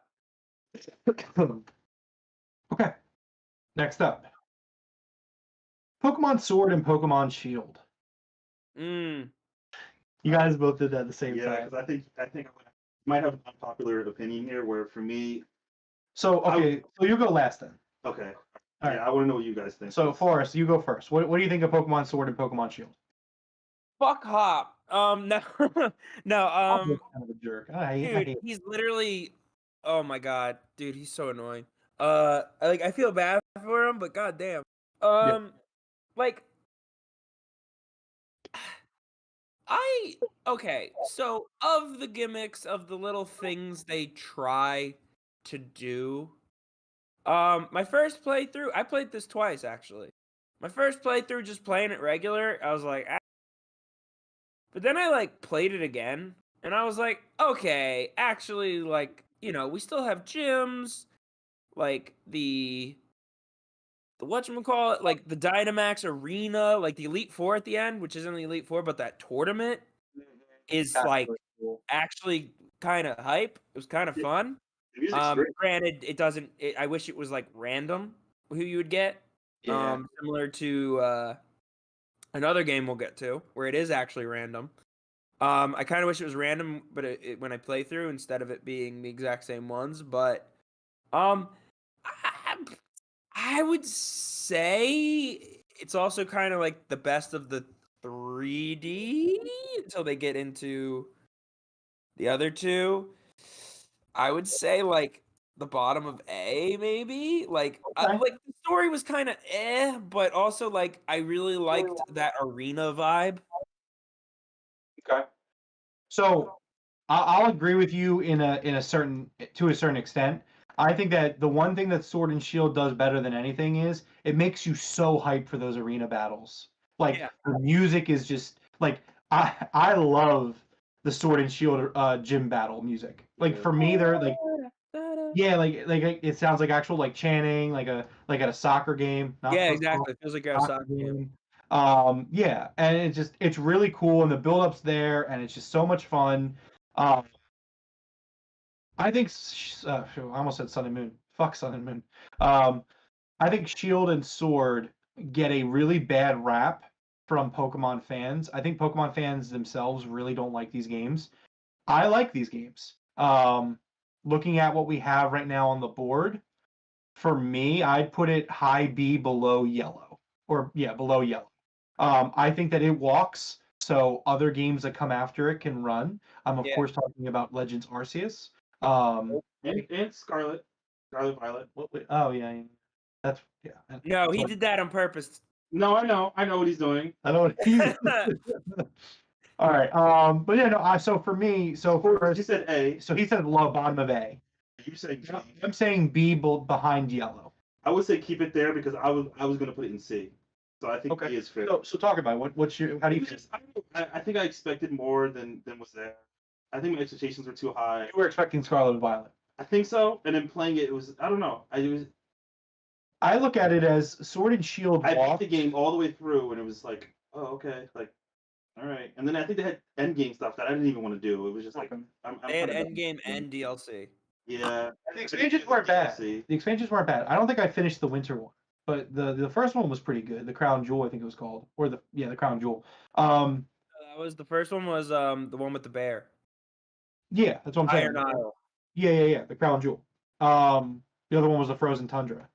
Oh yeah, Um, yeah. My bad. For me, Sword and Shield walks so that Scarlet Violet can. DLC is cool though. I would say that. It is cool that they DLC had on top of the DLC. Pokemon game is really cool. I think. It was cool. Yeah, I like that idea. But Yeah, so I say it's below Pikachu or below Yellow. You say keep it there. That's I good. think keep it there because I was gonna put it in C. Forest has it in A. Okay. I think you have it in B. So I think that's fair. Yeah, it's a good spot, I'd say. Okay. Producer Jeff, below Yellow for Sword and Shield. He got it there already. Way to go. All right. Next up, this is going to be an interesting one. Brilliant Diamond, Shining Pearl. If the word meh was a Pokemon game, it's Brilliant Diamond and Shining Pearl. I don't. Really? When I got done Brilliant Diamond, I was like, I felt the way Dev felt about Sword and Shield, where it's like, it's more Pokemon. It's great. You know what I mean? Like it's cool. But like, I don't feel like it was necessarily an upgrade from Diamond and Pearl. And a lot of the fan base seemed to agree with that. Like, in fact, some of the fan base said that, I don't have the facts in front of me, but I remember the fan base saying that it undid the stuff that was added in Platinum. Like, Platinum is the best way to play Gen 4 still. And that defeats the purpose of a remake. You're right. It was based off of the original games, not Platinum. Right, which makes no sense. Why would you not remake Platinum then? Yeah, you know what? Now that you mention that. So for me, if I'm placing Brilliant Diamond, Shining Pearl, I'm putting it at C, below Let's Go Eevee and Let's Go Pikachu. That's where I would put it. I would have to put this higher because I do like Diamond and Pearl. I like OG Diamond and Pearl a lot, and when I play think this, Diamond and Pearl are better though. Like playing, but I'm saying playing this after playing Sword and Shield, I was like, man, I really miss top-down Pokemon. Like, yeah, but the cheating style for me I kind of just didn't. Like, it just something. I love this. I love the art style of it. I love going. See, for me, it came off as bland. It was like, especially playing it after Sword and Shield, where Yeah. it was like, man, this game, this is what I like about Pokemon. I like this top-down Okay. Pokemon style. Like that's why I'm so excited for Black and White remake if that happens when it happens. Yeah. But I would put this in B. But where? I would put this. I would have to put this above Sword and Shield in B. Yeah. I agree with that. I agree with that exact Well, placement. I'm saying it's bottom of C. So you guys are gonna have to bump it down on B a little bit. Well, I would bump it down. It's better than OG Red and Blue. I'll give you that. Okay. Better than X and Y. I disagree with that, but I'll Really? compromise and say better than Red and Blue. I'm okay with that ranking. Okay. All right, fine. Because man, I am so excited to argue about this next one. Pokemon Legends Arceus. I'm gonna be a tiebreaker for this, so I'll let you and Forrest. It's Go like, ahead. all right, here's the So thing. what are you gonna do when he puts an S and I put an F? Because fuck this game. Good. Okay, here's the thing. So we talk about how like Let's Go Pikachu, Let's Go Eevee is a spin-off, right? And it does some stuff different. And I like it. It's cool. It's not bad. But you know, I'm okay with the C. I have it a little bit higher, obviously, but C is fine. Pokemon Legends Arceus is the first Pokemon game, absolutely swear to God, that I completed the Pokedex. Like, and like I also completed the Pokedex. I don't like it. I freaking loved Pokemon Legends Arceus and Forest. I think the biggest thing that you have against it, I'm not even gonna make the joke. You know, I am gonna make the joke. You can't Nuzlocke it. That's why Forest hates it. No, but it goes beyond that. You just didn't play it right. Like I don't know what to tell you. Like Right? you didn't play it right. Like it's an excellent game. I What love do you mean? It's a game. I can play it however I want. Well, you didn't play it right. Bro, what? What? I didn't play it right.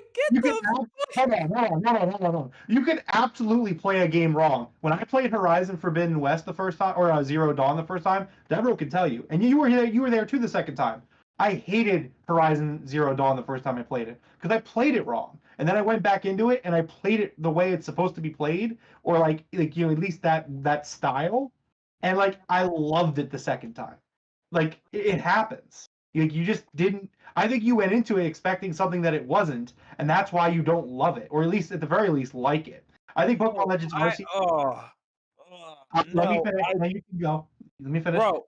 I think Pokemon Legends Woo. Arceus does a I really. hate when they make me catch Yeah, 40 I'm copies just of the ignoring same most of them. fucking I thing don't- and then You do don't errands have all to day. do that. That is the entire game. If you're talking about him playing it right, he does have to. I completed the Pokedex, and I did not do that.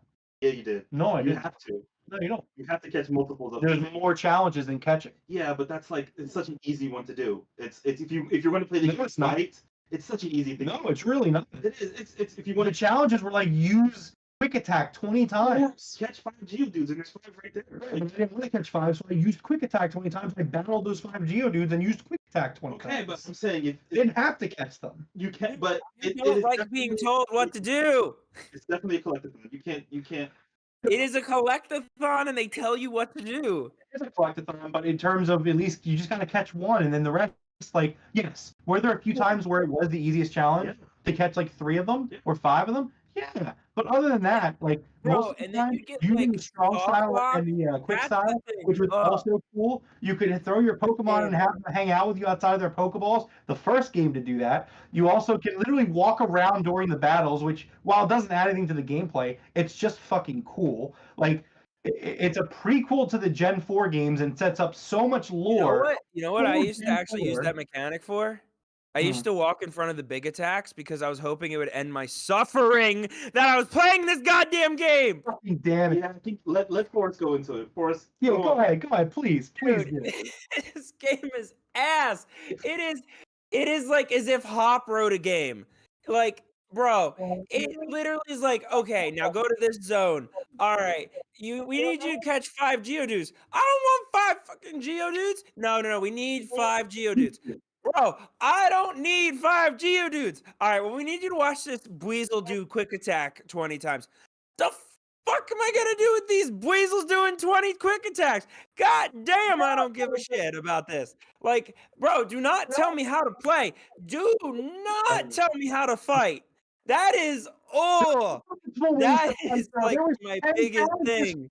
Pokemon. There's 10 different challenges, and you don't even have to do all of them. And you're like, Bro, you can also do none of them and just return the game. Get your money back. this is a great game. This is It's not a great game. It was It's a an glorified excellent tech game. demo. Tutorial. All right, can I? What letter grade would you give this? He wants to give it an F. Where's return to store immediately? Delete save file. He wants to give it an F. I'm saying, okay, so my honest to God placement is bottom of S. All right, you know what? No, fuck no. If I had to compromise, I'd give it a D for suck D's nuts. Like, If I had to compromise, I would compromise A, right below black and white. But that's like as low as I'm willing to go. hell no, dude. This It's- game was not Are you good. ready for this? Are you ready for this? It's fucking better than Gen 4. It's the best. It's the best Pokemon game to take place in that region. No, it's not. Ooh. Y'all. I'm doing it. Bro. All right. Well, Deborah, we need to move along with this. Okay, so I agree with both of you on certain things. It is a collectathon. It is definitely a collectathon. If that's not what you're into, you're not gonna like this game. You cannot nuzlocke this game. It is No, not you meant can't. for that. No, it's not meant for that. If you play it that way, yeah, you're gonna hate it. I'm sorry. Yeah. A critique that we had for Sun and Moon is that it didn't have gyms. We all laughed when they put one gym in. This game also does not have gyms. I'm just adding that. It was a minus for That's another fair. game. That's fair. I put it as a minus for this game as well. Also, I would argue that there's something meaningful in place of it, that whereas the trials on the islands, it's not meaningful. This is a game with a story, has a beginning, a middle, and an end, and you Dark Souls collect mini game. the Pokedex. You complete the Pokedex as you go through the narrative. Like you could beat this game and not complete the Pokedex. Like that's not the goal. The goal is not to like obviously the goal is to complete the Pokedex, but there's a narrative there. You're supposed to get to the end of the narrative and do like the missions on each whatever day or whatever. I think So yeah, go ahead, I think Dev. this is- Go ahead, Dev. I think this is a great game. If you're comparing it to other mainline Pokemon games, this definitely is gonna score lower for me. I think it's a great game, but I think it's something almost completely separate.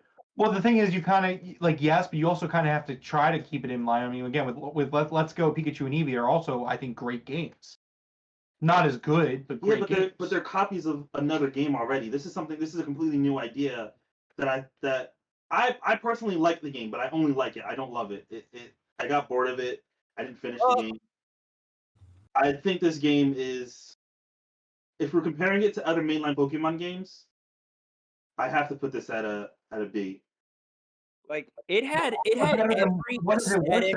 than B? This has to go for Like me. maybe yellow, maybe, but No. that might be nostalgia talking at that point for me. Dude, base red and regular Pokemon did it Yeah. better. For Red and blue did it better. Talking. I think this would go below the original Diamond and Pearl. Above Red and Blue, but below the original Diamond, Pearl, and B. You mean the remakes? The The remakes are in B for Diamond and Pearl. Yeah, that's what I meant. The remake. You're saying it's below Diamond and Pearl? I think it's below Yeah. the Diamond and God. I would put this. Can we at least put it above Brilliant Diamond, Shining Pearl? Like, I don't want to put it in Right, B, yeah, but can we at least put it above Brilliant and Shining? Okay, I could do that. Like, That's it. please. Fine, but we need to Photoshop a participation trophy on it and that says you tried. Forrest is just incorrect here. Forrest, the adults are speaking. Can you please? Bro, ours is Garbo. They went too far out and didn't stick the landing, broke their ankles on the landing.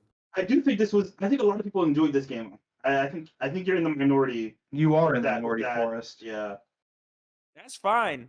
All right, we gotta But, move this like- along. We gotta move this along. I think where it's Deborah, at, is a good spot because you would put it low S, high A. He would put it D or F. I think that's a good spot where it's at. okay, well, that's what we're doing I know then. both of you hate it, but I mean, I don't like it, but I'll take it. It's fine. So it's right below X and Y, correct? yeah. Okay. Let's speed through Gen 2 real quick. So Gold and Silver. For me, Gold and Silver is S. It's not better than Heart Gold Soul Silver. I'd put it above Black 2 and White 2 though. I think I agree with that. Okay. Crystal, I'd put Crystal above Gold and Silver, but below Heart Gold Soul Silver. So Yeah. producer Jeff, all the Gen 2 Pokemon games, the next two are S tier 2 and 3. Yeah. Okay. Gen 3 Pokemon Ruby and Sapphire by themselves.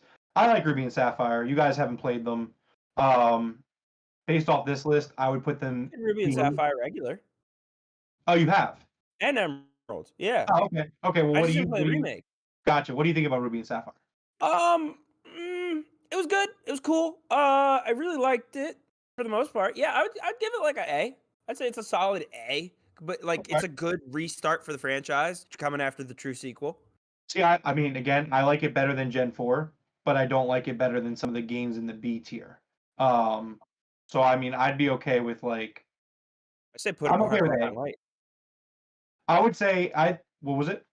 I said put it behind Black and White regular. I'm okay with that for Ruby and Sapphire, and then Emerald I would put ahead of Ruby and Sapphire. Yes, agreed. I would actually 100%. say Emerald's better than Black 1, White 1. Yeah. Yeah. Sky I mean, Pillar these are- gamers. At this point, you're comparing like very slim margins between how Yeah, good these games are. Battle Frontier. Yeah. Okay. Did anyone? Did I? You're going What was too you saying, fast. Producer Jeff? I thought producer Jeff said something. Maybe he didn't. He did. Um, He's like, what's going on? Emerald above Black and White. So that's good. Ruby, yep. Okay.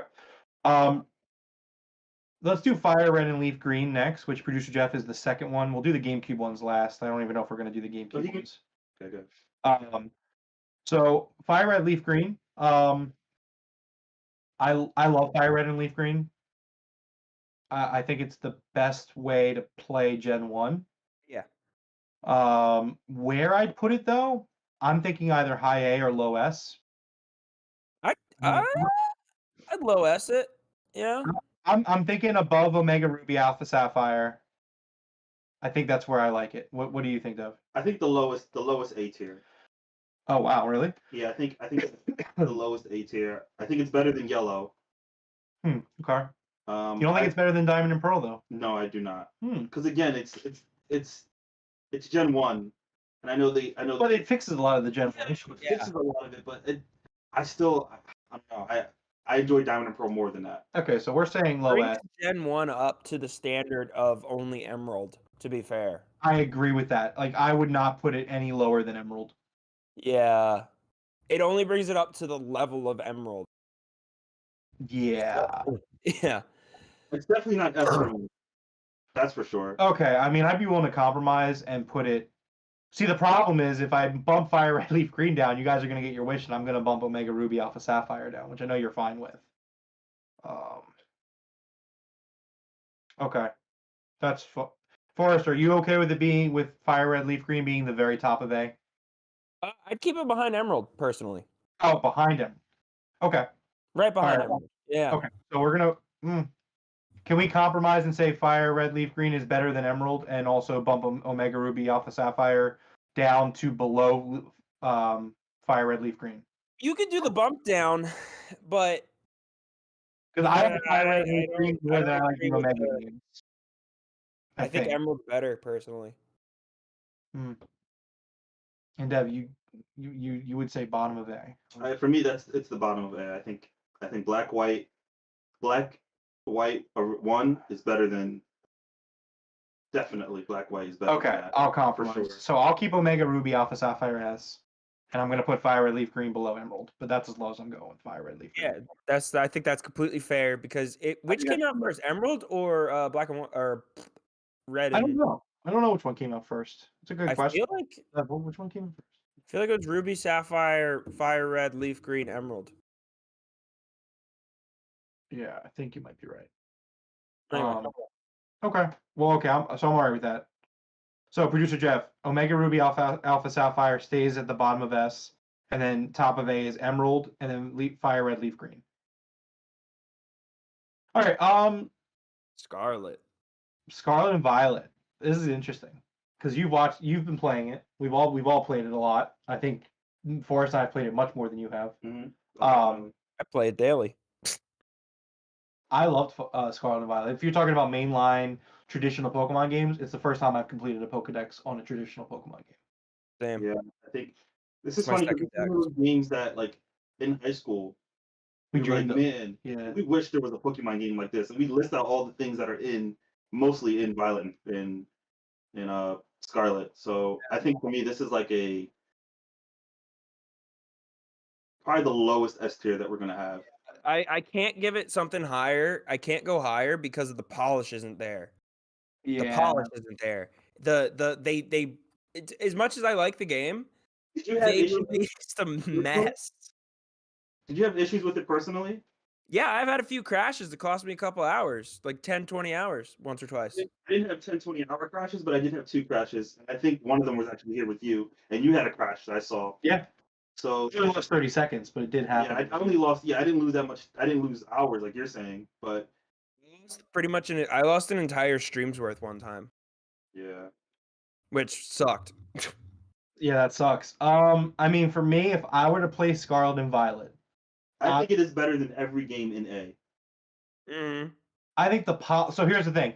I think that if it was a polished game, I'd put it right below Silver. I really feel very strongly about Gen 2. I think Gen 2 is the ultimate Pokemon games. Like, obviously the later games bring more to the table, but I mean not more isn't always what matters most.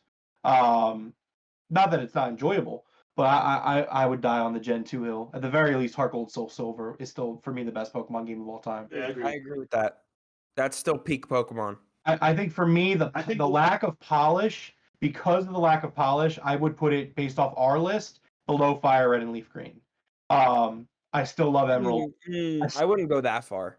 I still love Fire Red, Leaf Green. I think the lack of polish, like real, like it Doesn't hurt I mean, it keep that in mind, everything for me above Platinum, like these are all like 10s. These are 9s and 10s out of 10. Yeah.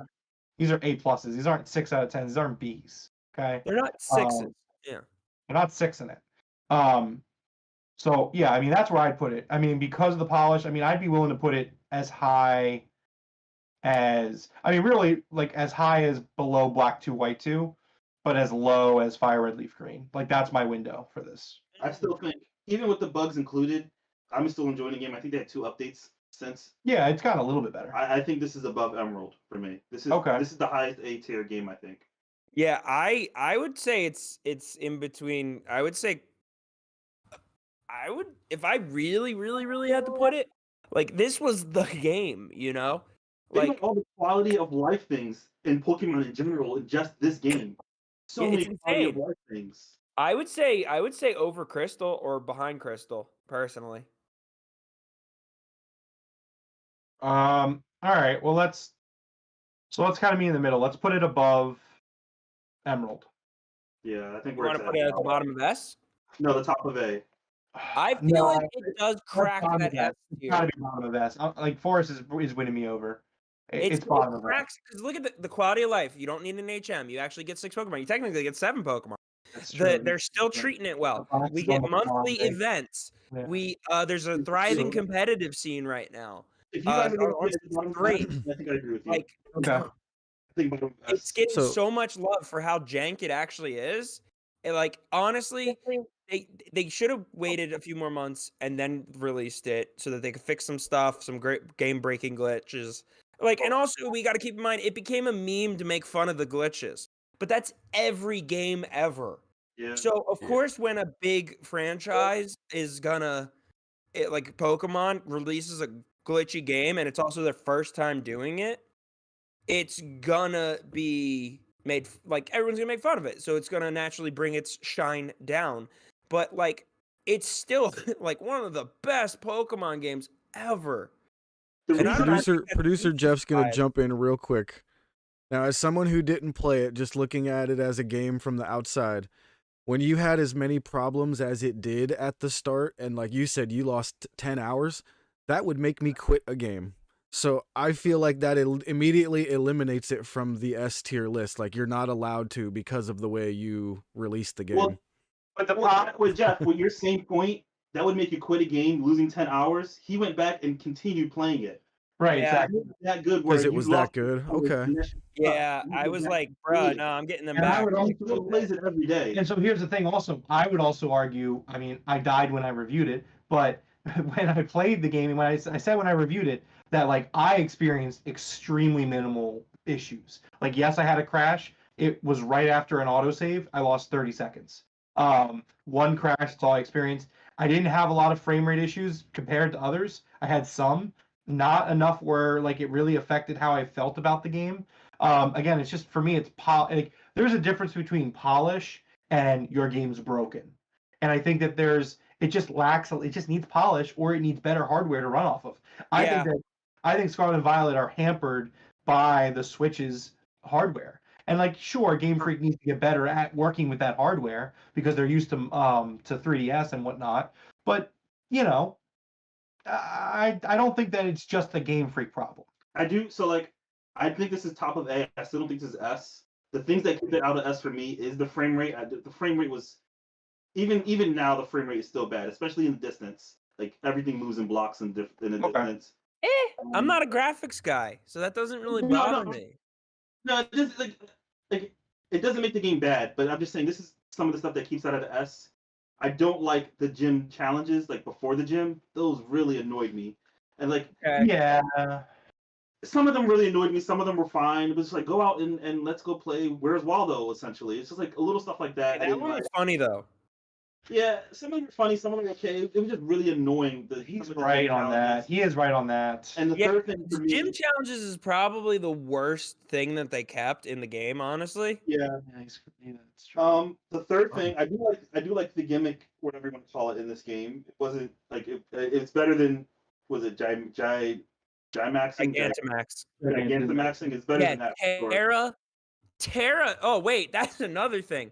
I That's like a the Terra really thing. good Oh, you know what? game-changing Oh gimmick. my god! You know what? You just unlocked a memory. Yeah. High A is fine. High A is. And another thing for me is, and I think I'm still on the fence about this one, but the legendary, I'm on the fence about the legendary. You get the legendary almost immediately, and like Yeah, that's true. you don't really get to use it in battle. By the time you get to use it in battle, you're done the game, I assume.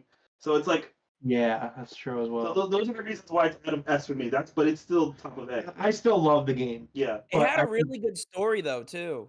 Yeah, I Dude, love they had a fucked up story. my favorite thing about this game. Shit's If dark. someone had to ask me, are the three different. You had the main story of the gyms. You had the side story of or not even a side story, it's just the other main story of the students, and then you had the other one of the legendary Pokemon. I Yeah, think for me that's the best part of the game for me. agreed. This is still the top of A. okay. I So felt that was. I wish like that had been intertwined into the gym slightly, like the Titans and the Starfalls. I love it the way it was. It was like three different stories. Like I don't know, I loved it that it was like okay, so they I related. agree. I like that too. So Forrest, you're saying bottom of S, correct? Yeah, And you're saying top of A. I'm saying top of A. So I'm the tiebreaker. Yeah, and I think we're literally splitting hairs. Yeah, we really are. I That's don't why know, but I'm fighting for that S tier ranking. No, I get it, and I see both sides of the argument. I'm really like when I say I'm like in the middle of this argument, like this couldn't be much more of a middle ground for an argument because I definitely agree with what you're saying, Forrest. I think the story is phenomenal. I think that the going through the moments of playing this game is just special. Mhm. Like it's special. You know what I mean? Like The game we not won every it. game in the A tier would I classify as special. I would classify Emerald and Fire Red Leaf Green as special, but like I don't know. And then on the flip side, there are some technical issues that can't be overlooked. The game does lack a certain set of polish that you would expect from a 10 out of 10 game. we all hate terraforming as well. We all agree. I fucking despise Terraform. It's better than Gigantamaxing, but it's not much better. You guys don't like terraforms? Fucking hate Terraforming. Okay, Hell. I hate how they look. I love what they do for the game. I hate everything about I it. think I agree. I agree with that. I hate how they look, but I hate how they look. I hate the Terra Raid battles themselves. the battles suck. Suck. They're so bad. But terraforming, what it does in battles, I like that. Okay, so here's That's what I'm gonna dope. do. I love that. You get a double stab. That's amazing. Okay, so as the tiebreaker, here's what we're gonna do. I am going to put it at the top of A. Fuck. Yeah, I know. It doesn't make it a bad game. But at the same time, like Honestly, the top of A and the bottom of S kind of are the same thing.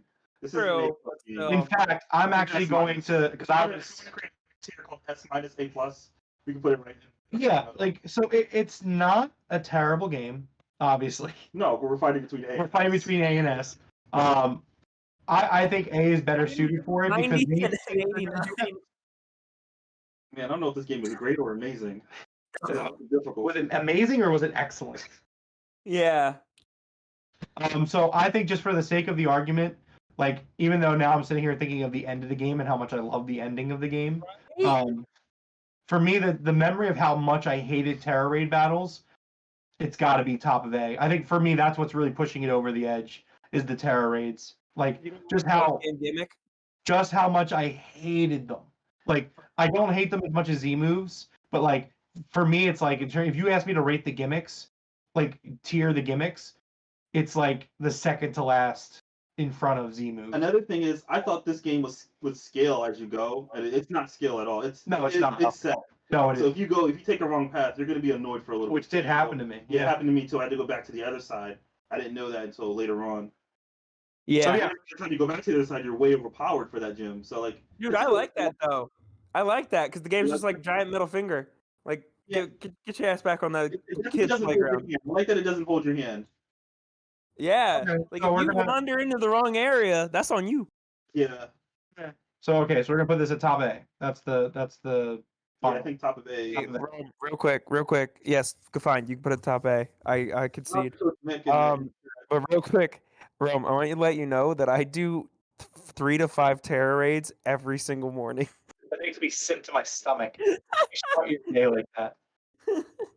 Like the way you feel about Legends Arceus, that's how I feel about Terror Raid battles. Like Damn, that's a special kind of hate. But yeah, like Dev said, shout out to Coach Nick joining us in the chat real quick, hanging out. Appreciate it, man. All right, let's real quickly wrap this up. Let's do the GameCube games real quick. Did you guys play the GameCube games? I played Yes. Stadium. I did not play X. Well, so Coliseum. Yeah, Coliseum. I did not play. Okay. Let's do it. Let's do like a not too serious because I think these are hard to kind of rank, but like because they're on there, let's just do it real quick. What do you think of Coliseum, Dev? Coliseum was fun. Okay. I like Coliseum a lot. If I had to put it on here, I'd put it at the highest B. I like Yeah. that. I like that a I lot. give it Actually. a solid B. I'd put it behind Yellow. Stadium's not here. I do think Stadium's probably the best. Oh, Stadium is dope. I love Yeah. Stadium. I can't wait for Yeah, Stadium. Stadium would be up in the S. Yeah, Stadium is an S game. Yeah. Stadium 2 probably would be the S because it fixed Okay. a lot of shit wrong with Stadium. I think Coliseum's great because it's kind of the Pokemon, like the way I like the way we talk about Scarlet and Violet being like the Pokemon game we always wanted. Coliseum was also kind of that for me as well because it's like I don't need a thousand and fucking I don't need 200 more Pokemon. Just tell me a It's fun so- story in a yeah. new area that's like Yeah. unique, and that's what Coliseum really does, and I appreciate it for that. XD Gale of Darkness, I would put it behind Coliseum, but only like just behind Coliseum. Yeah. Really? I think it's better. It's definitely better than. Well, yeah, I guess I it is. thought it was better than Coliseum personally. Okay. It improved Yeah. on everything, and it gave us darkness forms. Like, That's fair. granted, Wes. Okay, like in terms of aesthetic, Coliseum's the better one. Yeah, I like the aesthetic more.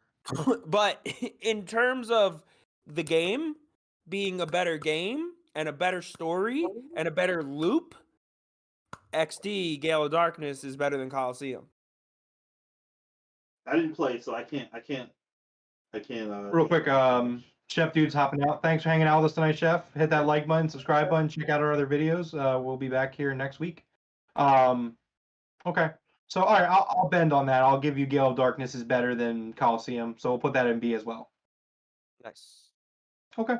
Well, there it is. There's our tier list. We got our S tier games. I'm not going to run through the whole thing, but S tier, Heart Gold, Soul Silver, Crystal, Silver and Gold, Black 2, White 2, and Omega, Ruby, Alpha, Sapphire. And the more importantly, Sun and Moon are in the basement where they belong. Fucking terrible. I want to go back and play them again just to see if I still hate them. I think I do, though. Like, I just... Do it. That's good content. There's good content. We'll see what happens. So we put. It's not here, but we said Stadium would be S. Yeah. Where would you guys put Pokemon Go? Oh. I mean, the first week I played it, I would tell you, like, high A, but, like, by the time I was done with it, D. Oh, really? They D. dropped that? It just got buggy Yeah, as C. fuck. Like, it crashed on me. It was And, like, I- boring. It didn't have I a good spent life. money on it, and then the money, like, I wasted money on it because it kept crashing. Like, I Ooh. bought Great Balls, which I shouldn't have done, and, like, I was chasing, like, I think it was a Bulbasaur, and, like, I'll never forget, like, the game, the way, the way it was so buggy and so glitchy, and then, like, I bought Great Balls and then used them, and it looked like I caught the Pokemon, but then the game crashed. When I relaunched it up, not only did I not have the Pokemon, I didn't have my Great Balls either, and I was like, fucking done with this game. Put it down, and I never looked back. I actually upgraded my phone just for Pokemon Go. Like That, Pokemon Go came out, I was like, I'm gonna need a better phone, and I upgraded my phone for it. yeah. And yeah, I fell off of it, but I don't know if I'd go as far as the D. Yeah, well, I guess I'd put it with the other Let's Go game. I put it below. No, it's below Let's Go Pikachu and Eevee because at least Let's Go Pikachu and Eevee have a core gameplay there. Yeah. I would say it's below Let's Go. The reason I can't put it below Let's Go is because of the time that me and you actually went to the park and just saw people playing it. The community Again, aspect yeah, of it that first was week. so cool. Yeah, that first week. Maybe The the first week, magic. it was like the first two or 3 months. The whole world was It playing was a month. It was a month. The whole world was playing it. You know, I get that. I do. and that's why it was like Okay. that aspect for me. Well, now that you're bringing our friendship into it, it's like, hey, Your you like, friendship is a C? Oh, come on, man. no, our friendship's like a 6 out of 10. It's a B. It's a big. It's a B. All right, that's it for it. I mean, Pokemon Snap also S tier. Oh yeah, Pokemon Snap. S tier. Yeah, S tier. Never played any of them. Zero interest in taking photos of fucking Pokemon. OG Pokemon Snap is S tier. I didn't play this. The new one is fine. It's good. Okay. It's the OG's better. Anyways, all right. Well, that's our Pokemon tier list rankings. We really appreciate you guys hanging out with us. That's pretty much it for us tonight. I'm playing Fire Emblem Engage right now and loving it. I'm liking it a lot. I'm really happy with it. It's great. Fire Emblem. That being said, please hit that like button, that subscribe button. Go check out another video that we have on the channel. Not only do we do the Game Room podcast here on Monday nights, talk about video games and all that fun stuff. We also have a wrestling podcast if you're into wrestling as well. It's called the Broken Tables Podcast. We do it after AEW Dynamite and AEW Rampage, where producer Jeff and I talk wrestling. You can follow us down below at our social medias. You can choose to not follow Forrest on Twitch. Did not forget that Don't from last follow week. me. I don't want to Don't see any of follow. y'all over there. He'll call the cops on you. Don't do it. It's not worth it. Space Police gonna roll up. Dever also does not want to be followed. I don't exist. He doesn't You can't exist. follow me. You can't follow him. He doesn't exist. But no, thank you guys for watching, and we'll see you guys next time.